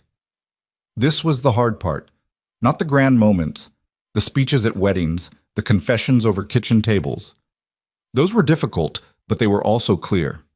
You knew what they asked of you. The hard part was this, the daily work of showing up, the negotiation between what you wanted and what you could give, the constant recalibration of expectations between people who loved each other but lived in different worlds. Dinner was better than last time. Spaghetti was within Ryan's competence range, and Sophie talked through the entire meal about President the Turtle, who had apparently escaped his enclosure during math class and been found in the art supply closet. Mrs. Nakamura said he was looking for creative inspiration, Sophie reported. A turtle with artistic ambitions, Olivia said. I respect that. He ate a crayon. Less respectable, but still brave. After Sophie went to bed, Ryan and Olivia sat on the couch, and the unfinished argument from Wednesday sat between them like a guest who refused to leave. I've been thinking, Olivia said, turning her coffee cup in her hands, about what you said, about scheduling. I was harsh. You were honest. There's a difference. You taught me that. She set the cup down. Here's what I realized today, sitting in a meeting about patent litigation that I genuinely do not care about. I've spent 6 years building this company, and somewhere along the way, the company started building me. I eat when it lets me eat. I sleep when it lets me sleep. I see the people I care about when it gives me permission. And I've been treating that like it's normal because everyone around me treats it like it's normal. My assistant schedules my life in 15-minute blocks, and I've never questioned that until now. I'm not asking you to blow up your career. I know, but I need to ask myself a question that I've been avoiding. She looked at him directly. What is all of this for? The company, the growth, the 14-hour days? What's the end game? Because right now I'm building something that demands everything from me and gives me back a corner office and a reputation. And until I met you, I thought that was enough. I thought if I just kept working, eventually I'd get to the part where it felt worth it. Does it feel worth it? The work does. The loneliness doesn't. And I've been pretending they're not connected, but they are. She leaned back. I missed dinner, twice. And when you called me on it, my first reaction was defensiveness, not guilt. That scared me, because it means I've gotten so used to putting the company first that I've stopped noticing when I'm putting people second. Ryan was quiet for a moment. Olivia, I need you to hear something too. Okay? I was unfair the other night. Not about the content. I stand by what I said about Sophie, but the way I said it. I put the whole weight of her disappointment on you, and that's not right. She's my daughter. Her emotions are my responsibility, not yours. And the truth is, part of the reason I was angry wasn't about Sophie at all. It was about me. I was disappointed. I wanted to see you, and instead of saying that, I hid behind my kid, and that's not fair to either of you. Olivia stared at him. Did you just take accountability in the middle of an argument? Is that weird? It's profoundly weird. Nobody does that. In business, people defend their position until they're dead or promoted. You just voluntarily admitted you were wrong. I was partially wrong. I still think you cancel too much. I do cancel too much. Okay, so we agree. We agree. They looked at each other, and the tension that had been building for days didn't evaporate. That wasn't how it worked, but it loosened, like a knot that had been pulled slightly less tight. I want to figure this out, Olivia said. I don't know how, but I want to. Me too. And I want you to know that when I cancel, it's never because you're not important. It's because I haven't figured out how to be important in two places at once. Nobody has. That's why people compromise. I'm not great at compromising. I've noticed. But I'm willing to be bad at it, if you're patient. I've been raising a 6-year-old alone for 3 years. Patience is literally all I have. She laughed, and he laughed. And it wasn't the laughter of two people who'd solved their problem. It was the laughter of two people who'd agreed to keep trying, which was different and harder and more honest. The weeks that followed were messy, not catastrophic, just imperfect. Olivia rearranged her schedule, and it didn't always hold. She made it to dinner 3 Fridays in a row, and then missed the 4th because of a crisis with a government contract. Ryan handled it better than the first time, and Olivia called Sophie directly from her office to apologize, which Sophie accepted with the pragmatic stoicism of a child who had learned that adults were unreliable but could be forgiven if they tried hard enough. They fought about small things and big things. They fought about Ryan's reluctance to let Olivia pay for anything. She'd offered to buy him a new laptop when his old one died, and he'd refused so firmly that they didn't speak for 2 days. They fought about Olivia's habit of checking her phone during conversations, which she swore she was working on and which Ryan swore she wasn't. They fought about whether to tell Sophie explicitly that they were in a relationship or whether Sophie had already figured it out on her own. She drew a picture of us at school, Ryan said one evening, holding up a piece of construction paper. Her, me, and you. She titled it, My People. My people? Her words, I think she knows. Should we talk to her about it? I think she already talked to us, with crayons. Through it all, something was being built. Not smoothly, not easily, but with the kind of stubborn persistence that characterized both of them. Olivia learned to silence her phone during dinner. Ryan learned to accept that canceled plans weren't personal rejections. Sophie learned that Olivia was a permanent fixture, not a guest, and she stopped asking, is she coming? And started asking, when is she coming? Which was a small linguistic shift that meant everything. One evening in late November, Olivia arrived at the apartment looking drained in a way that went beyond tired. She sat down at the kitchen table and put her head in her hands. What happened? Ryan asked, setting down the dish towel he'd been holding. The board. They voted today on the product direction. Accessibility platform stays. I won. That's good news. It is. It's great news. It's the thing I've been fighting for all year. Then why do you look like someone ran over your dog? She lifted her head. Because winning means delivering, and delivering means the next 18 months are going to be brutal. We're talking global rollout, regulatory compliance in 14 countries, hiring 40 new engineers, raising another round of funding. She paused. It's everything I wanted, and it terrifies me. Ryan sat down across from her. Are you telling me this because you need to vent, or because you're warning me? Both.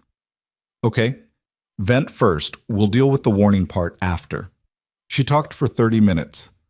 About the technical challenges, the hiring pipeline, the investor who'd only agreed to vote her way because she'd promised results within 2 fiscal quarters. About the competitor who'd filed the patent claim, which had been dismissed but had rattled her confidence.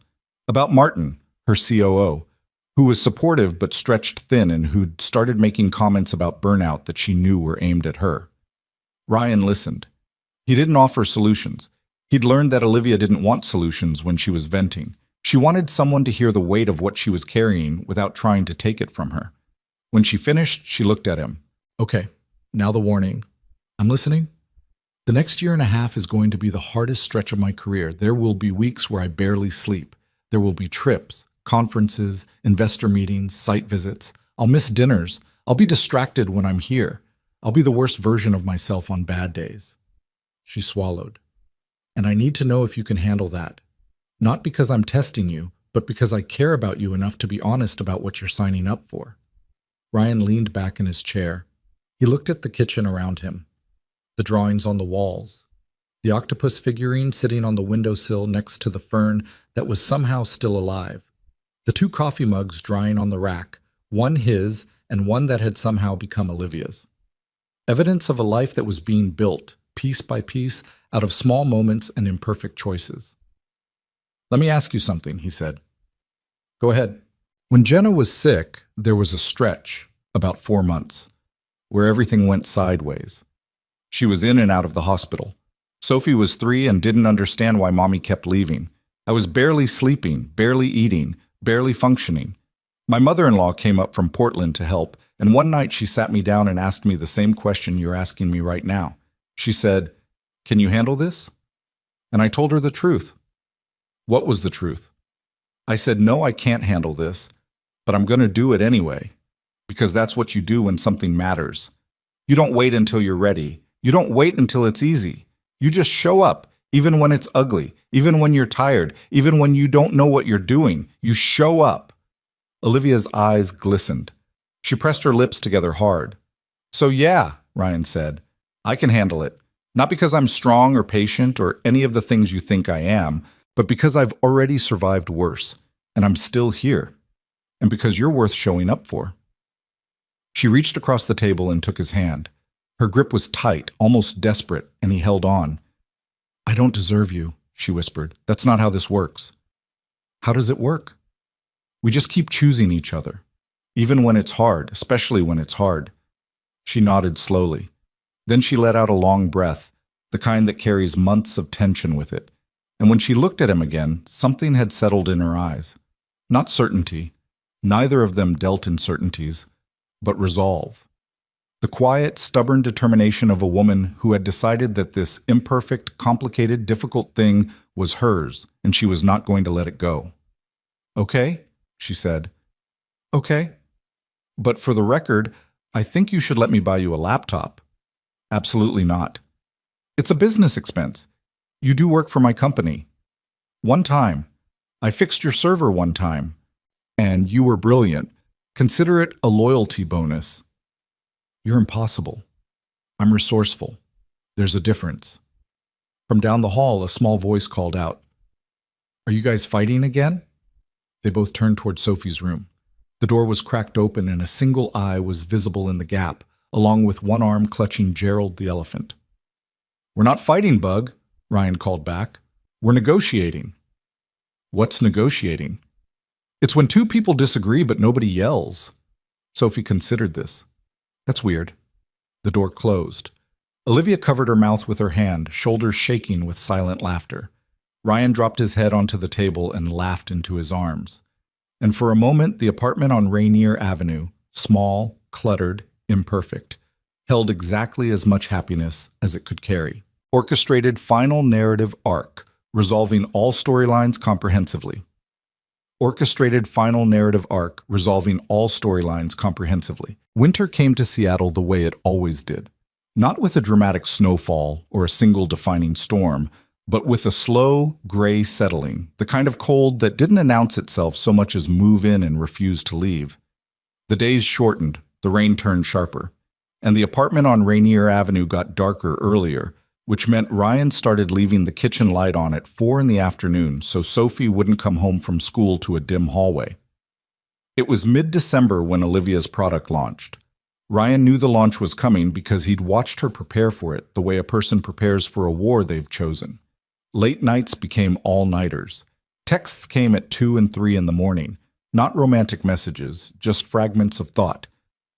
If the voice module doesn't pass compliance testing, I'm going to lose my mind. And Martin says the server load projections are fine, but Martin also thought Portugal was a good idea. Ryan responded to each one, even at 2 in the morning, even when his alarm was set for 6, because he'd told her he'd show up, and this was what showing up looked like at 3 a.m. The launch happened on a Tuesday.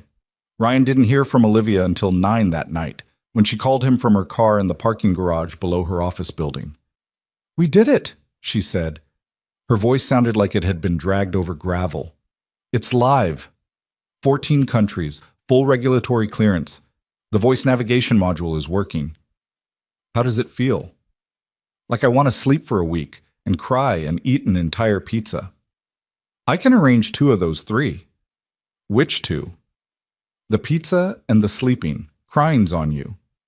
She laughed, hoarse, exhausted, real. "Can I come over?" Sophie's already asleep, but yeah, come over. She arrived looking like a woman who had pushed herself past every limit she had and was now running on nothing but stubbornness and caffeine. Her hair was in a bun that had given up halfway through the day. Her blazer was wrinkled. She had a smear of something, possibly ink, possibly lunch, on her sleeve. Ryan opened the door and handed her a slice of pizza on a plate. "You actually ordered pizza. You said you wanted pizza." "I thought that was hypothetical." "Nothing about pizza is hypothetical." She ate 3 slices standing at the kitchen counter, too tired to sit down. Ryan leaned against the opposite counter and watched her, and he felt a mix of pride and worry that he couldn't quite untangle. She'd done something remarkable, built a product that would genuinely help people, fought for it when others tried to take it away, and delivered it against odds that would have broken most people. But the cost was written all over her, the dark circles, the weight she'd lost, the way her hands shook slightly when she set down the pizza. "Olivia." "When was the last time you slept more than 4 hours?" She thought about it. The fact that she had to think about it was its own answer.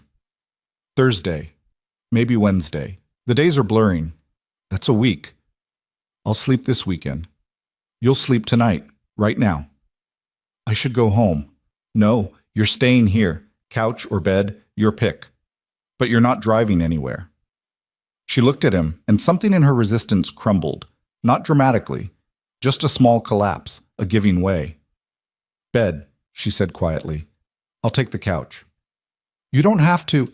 "I know I don't have to. Go." She went. And Ryan cleaned up the pizza box and turned off the kitchen light and lay down on the couch, and this time the blanket was still too short and the pillow still smelled like Sophie's shampoo, and he didn't mind at all.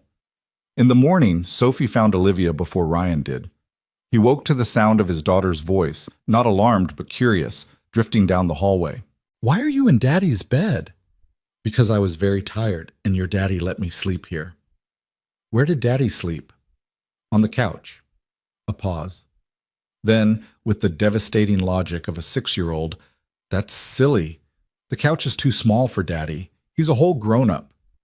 Ryan appeared in the doorway. Sophie was perched on the edge of the bed, still in her pajamas, with Gerald the elephant under one arm. Olivia was sitting up against the headboard, looking more rested than she had in weeks, but still carrying the deep fatigue that doesn't lift in one night. "Morning, Bug," Ryan said. "Daddy, why didn't you just sleep in the bed too? It's big enough." "Because that's not," Ryan started. "We're not," Olivia started. They looked at each other and simultaneously stopped talking.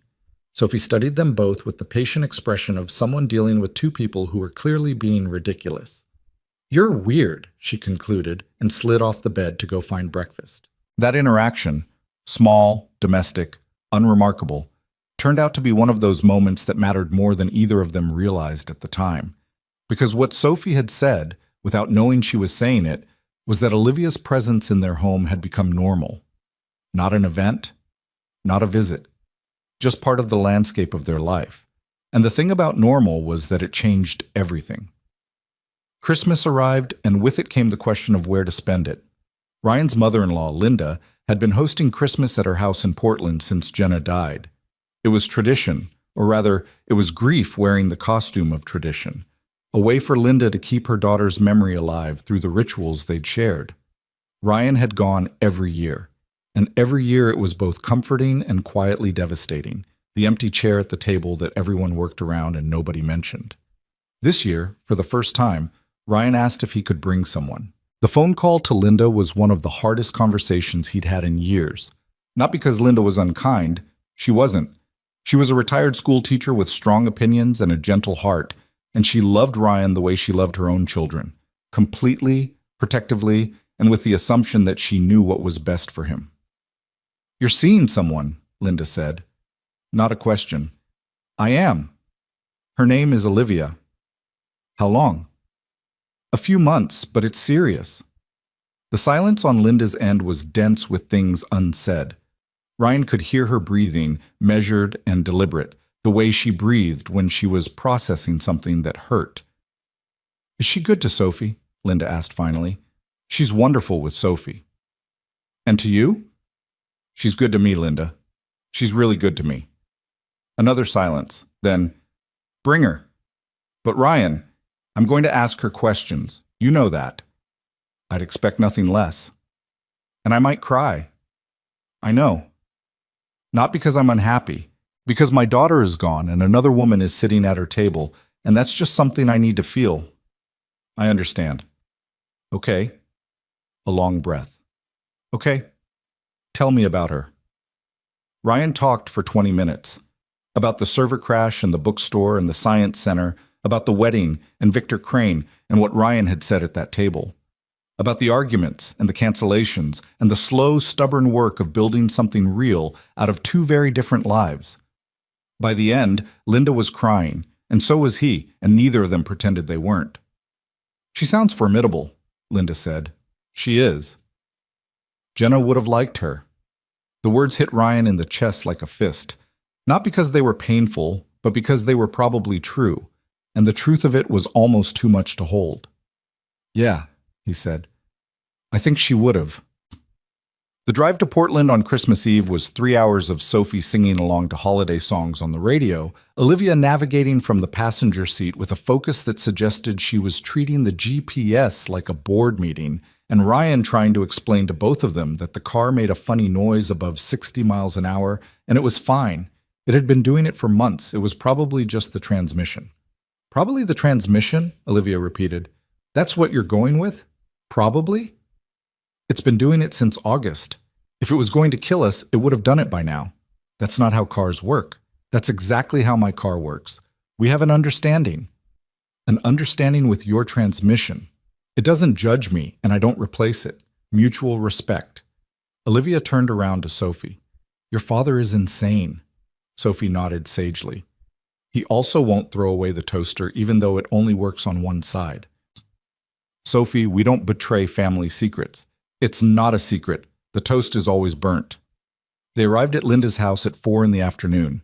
It was a modest 2-story in a residential neighborhood, the kind of house that had been lived in properly, gardens that were tended but not manicured, a porch with a chair that had seen 1,000 cups of morning coffee, a front door with a wreath that was slightly crooked. Linda opened the door before they'd reached the steps. She was a small woman with silver hair and Jenna's eyes, or rather, Jenna had had Linda's eyes, the same pale blue, the same directness. She hugged Ryan first, long and tight, and then dropped to her knees to embrace Sophie, who clung to her grandmother with the specific fierceness of a child who understood, in whatever way children understand these things, that this woman was a bridge to someone she couldn't reach anymore. Then Linda stood and looked at Olivia. The two women studied each other for a moment, that felt much longer than it was. Linda's face was composed, but her eyes were bright, and Ryan could see the war happening behind them. The desire to welcome versus the grief of what welcoming meant. Olivia didn't fill the silence. She didn't rush to introduce herself or offer a polished greeting. She just stood there, hands at her sides, and let Linda look at her. It was, Ryan thought, one of the bravest things he'd ever seen her do. Braver than the board meetings, braver than the wedding. Because this was the one person whose opinion actually mattered, and Olivia wasn't trying to control it. She was just being present. "You must be Olivia," Linda said. "I am. Thank you for having me." "Ryan tells me you run a technology company." "I do." "And that you're stubborn." Olivia glanced at Ryan, who suddenly found the porch railing very interesting. "That's probably accurate," she said. Linda nodded slowly. Then she reached out and took Olivia's hand. Not a handshake, but a holding, the way you hold someone's hand when you're deciding whether to trust them. "Come inside. I made too much food, and Sophie needs to open her presents before she explodes." Dinner was pot roast and mashed potatoes and green beans from Linda's garden, frozen in the fall and thawed for this occasion. The table was set for 4, and there was no empty chair this year, and Ryan noticed because he always noticed, and the absence of the absence was its own kind of presence. Linda asked Olivia questions throughout the meal, just as she'd promised. Not hostile ones, measured, careful, the questions of a woman who loved her granddaughter and her son-in-law and needed to know that this new person understood the gravity of what she was entering. "How do you handle pressure?" Linda asked, passing the green beans. "Badly sometimes," Olivia said. "I work too much. I cancel plans. I forget to eat. I'm trying to get better at all of it." "Are you patient?" "Not naturally, but I'm learning." "Sophie lost her mother. You understand what that means?" "I understand that I will never replace her mother. I'm not trying to. I just want to be someone who loves Sophie and who Sophie can count on. I know I haven't earned that yet, but I'd like the chance to." Linda set down her fork. She looked at Olivia with an expression that Ryan had seen only a few times before. The expression of a woman who had suffered a loss so profound that it had rearranged her understanding of the world, and who was now deciding whether to let the world rearrange again. "My daughter was not perfect," Linda said quietly. "People talk about the dead like they were saints, but Jenna wasn't a saint. She was messy and loud, and she argued with everyone about everything, and she left dishes in the sink for days. But she loved her family with everything she had, and that's the only thing that mattered." "I know," Olivia said. "Do you love this family?" The table went still. Sophie was watching, her fork frozen halfway to her mouth, with the attentiveness of a child who understood that something important was happening even if she couldn't name it. Olivia looked at Ryan, then at Sophie, then back at Linda. "Yes," she said. "I do." Linda held her gaze for a long moment. Then she picked up her fork. "Good. Have more potatoes. You're too thin." Ryan exhaled. He hadn't realized he'd been holding his breath. After dinner, while Sophie was in the living room tearing into presents with the systematic destruction of a small hurricane, Ryan found Linda in the kitchen, washing dishes at the sink. He picked up a towel and started drying. They worked in silence for a while, the way they always had. Linda washed, Ryan dried, and mussing. It was a rhythm from hundreds of visits, from holidays and weekends, and the terrible stretch after Jenna's death when Ryan would drive to Portland just to sit in the house where his wife had grown up, surrounded by the evidence of who she'd been before she was his. "She's not what I expected," Linda said. "What did you expect?" "I don't know. Someone smoother, maybe. More polished. She's rougher than I thought. She's honest." "I noticed." Linda handed him a pot. "Ryan, can I say something without you getting defensive?" "You can try." "I was scared to meet her. Not because I thought she'd be bad for you, but because I was afraid she'd make me forget Jenna. Like if I liked this woman, it would mean Jenna was being replaced, that my daughter was just a chapter that ended." Ryan set down the pot. "Linda, let me finish. I sat at that table tonight, and I watched Olivia with Sophie, and I watched Sophie with Olivia, and I realized that I was wrong. Nobody's replacing anyone. Jenna is in every drawing on that apartment wall. She's in the way Sophie laughs, the way she argues, the way she crosses her arms when she doesn't want to eat her cereal. Jenna's everywhere, and Olivia isn't trying to take that space. She's building something new right next to it. Ryan leaned against the counter. His eyes were stinging, and he didn't try to hide it. "I loved your daughter," he said. "I'll love her for the rest of my life." "I know you will. That's why I trust you with this." She reached out and squeezed his arm, and they stood in the kitchen, not talking, while the sound of Sophie's laughter drifted in from the living room, mixed with Olivia's voice saying, "No, the wrapping paper goes in the bag, not on the floor." "Sophie, that's the cat. Does your grandmother have a cat?" "She doesn't have a cat," Ryan called. "Then something just ran behind the couch." "That's Mrs. Callahan's cat. He comes through the window. Linda, your window's open again." "I know. He likes the pot roast." They spent the night in Portland. Sophie slept in the guest room with Linda, which was their tradition, and Ryan and Olivia took the pull-out sofa in the den, which was marginally better than Ryan's couch at home and twice as noisy. Every shift in position produced a symphony of metal springs. In the dark, lying side by side on a mattress that had probably been purchased during the Clinton administration, Olivia spoke quietly. "Your mother-in-law is incredible. She's terrifying." "She's incredible and terrifying. That's not a contradiction." "She likes you." "How can you tell?" "She told you to eat more potatoes. That's Linda's love language." Olivia was quiet for a moment. "Ryan?" "Yeah?" "She asked me if I loved this family, and I said yes." "I heard." "I meant it. I want you to know that I meant it. It wasn't a performance for her benefit or something I said to get through dinner. I love Sophie. I love—" She stopped. "I love being here, in this life. In your messy, chaotic, too small apartment with the broken toaster and the fern that somehow hasn't died. I love that Sophie draws pictures of me.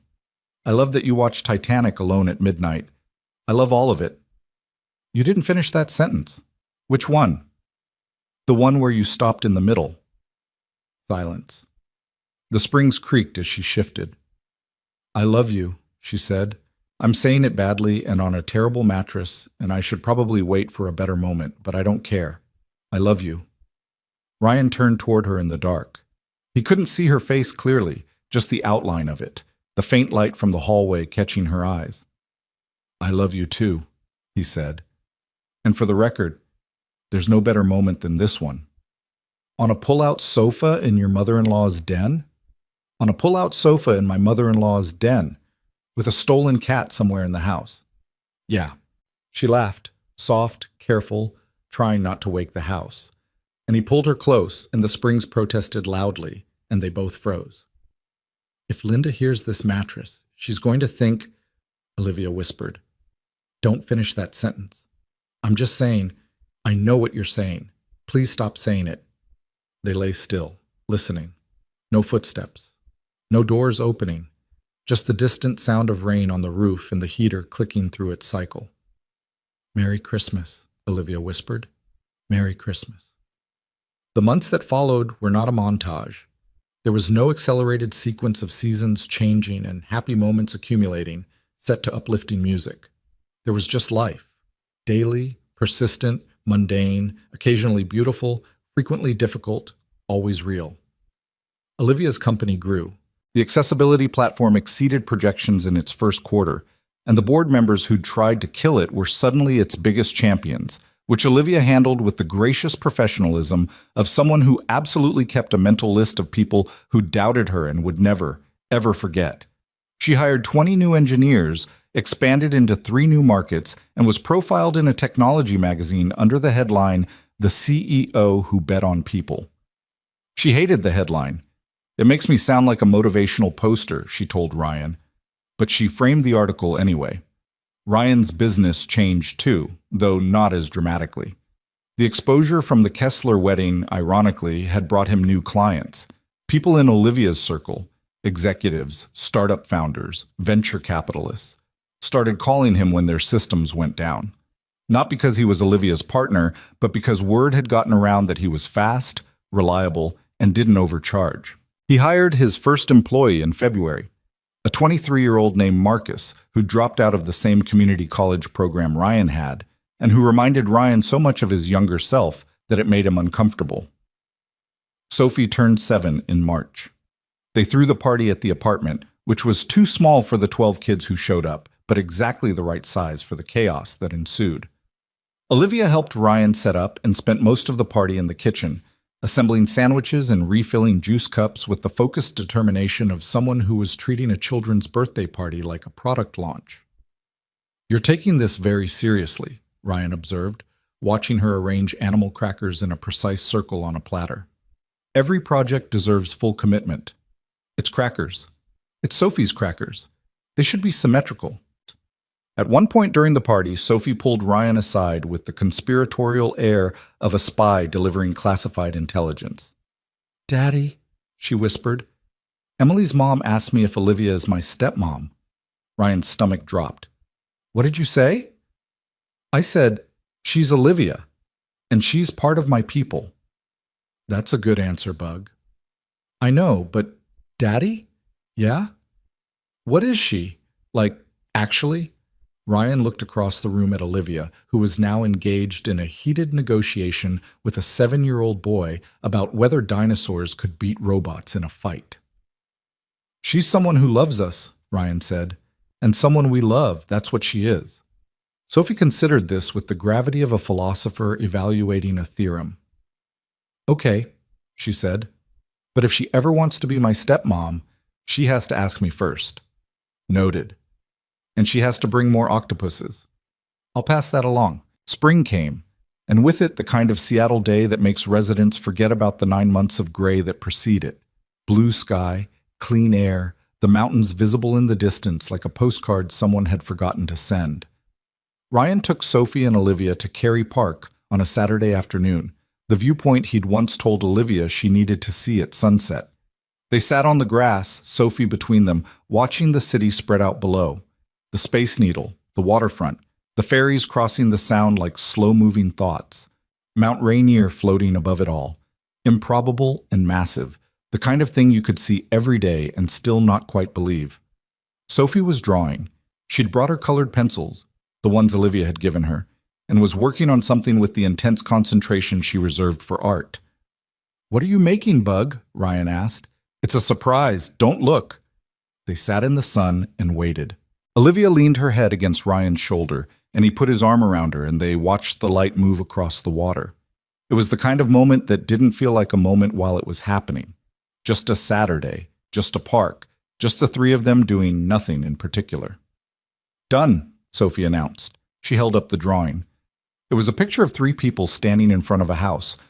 Not the apartment on Rainier Avenue, but a house with a real yard and a tree and a door that was painted red.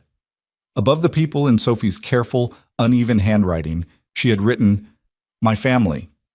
Ryan stared at the drawing. Then he looked at Olivia, who was staring at it too. The 3 figures were clearly identifiable.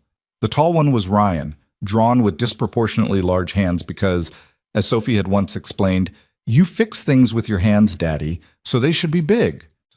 The medium one was Olivia, wearing a tiny blazer and holding what appeared to be a phone, because Sophie had never known Olivia without a phone in her hand. And the small one was Sophie herself, standing between them, holding both their hands. "That's us," Sophie said, as if it were obvious, as if it were the simplest thing in the world. Olivia's face did something that Ryan had never seen before. It crumpled.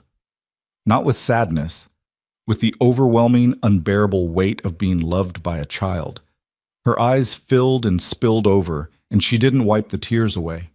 She just looked at the drawing, and at Sophie, and at the family that this 7-year-old had decided existed, not because anyone had told her it did, but because she felt it.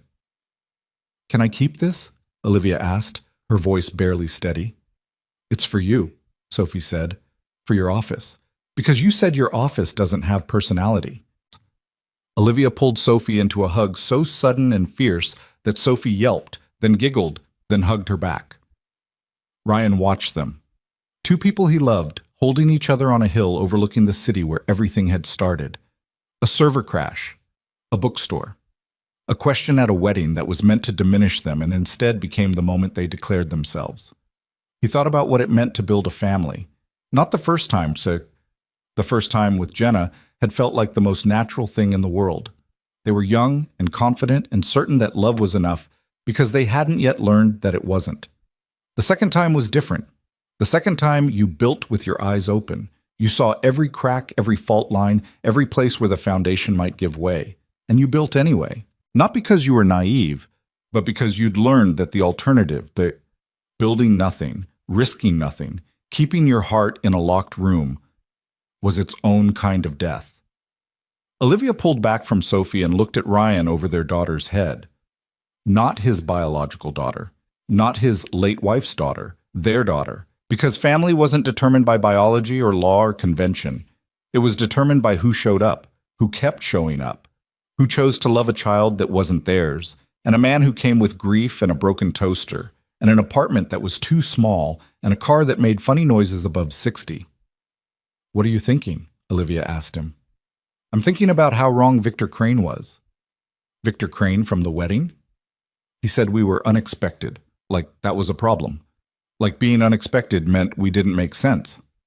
"We don't make sense." "No, but we make a family." Olivia smiled. The real smile. The one he'd seen for the first time in her glass office on the 14th floor. The one that changed her entire face. "Yeah," she said. "We do." Sophie tugged on Ryan's sleeve. "Daddy?" "Yeah, Bug?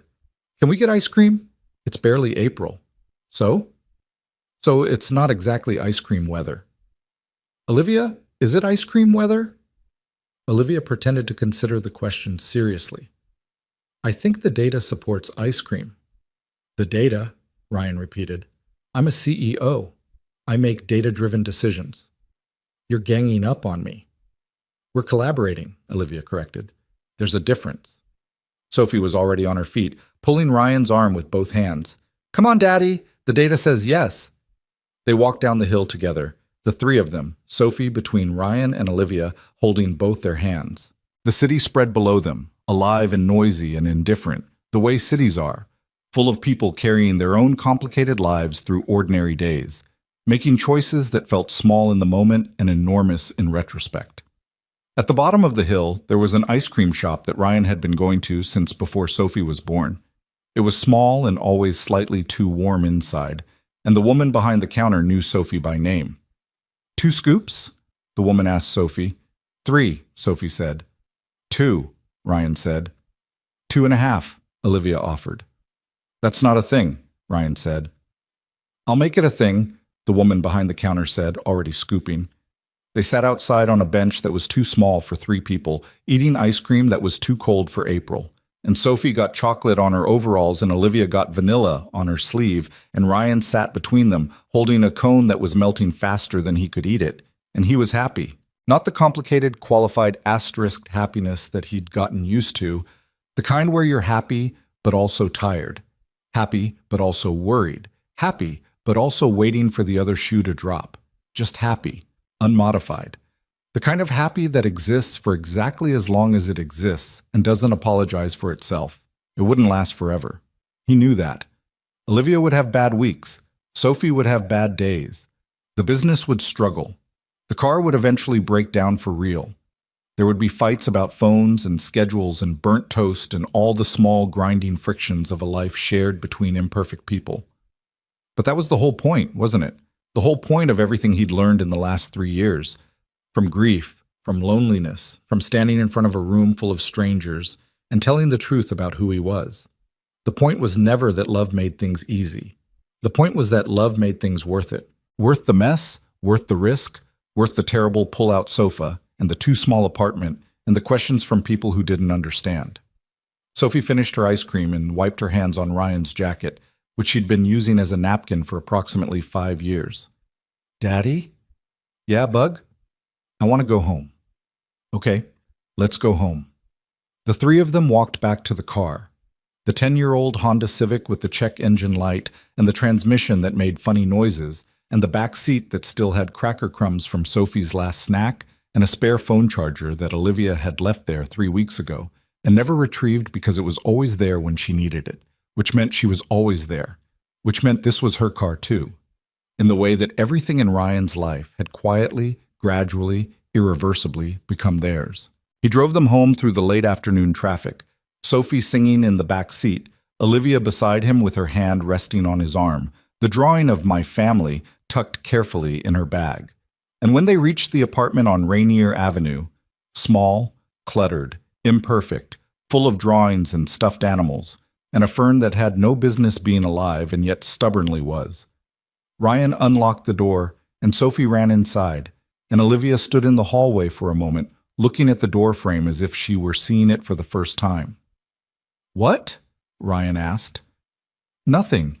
I just like this door." "It's a door." "It's the door to the place where you and Sophie are. That makes it a very good door." He pulled her inside and the door closed behind them, and the apartment was warm, and Sophie was already in her room talking to Gerald the elephant about the ice cream, and the kitchen light was on because Ryan had left it on that morning, and everything was exactly as imperfect and complicated and real as it had always been. Nothing about their life was what anyone would call conventional. A single father who fixed computers, and a CEO who ran a company worth millions, and a 7-year-old who communicated in drawings and animal facts. The questions from strangers never fully stopped. People still looked at them and did the math, still tried to figure out the equation, still searched for the logic in two people from entirely different worlds choosing each other. But the questions had stopped mattering. Not because Ryan and Olivia had stopped hearing them, but because they'd found the only answer that counted. Not an argument, not a defense, not a speech at a candlelit table, though that hadn't hurt. Just a life. Built day by day, mistake by mistake. Canceled dinner by rescheduled dinner. Burnt toast by decent spaghetti. Argument by apology, by laughter, by silence, by love. The kind of family that nobody plans for and nobody expects. The kind of family that you build when you're brave enough to try again.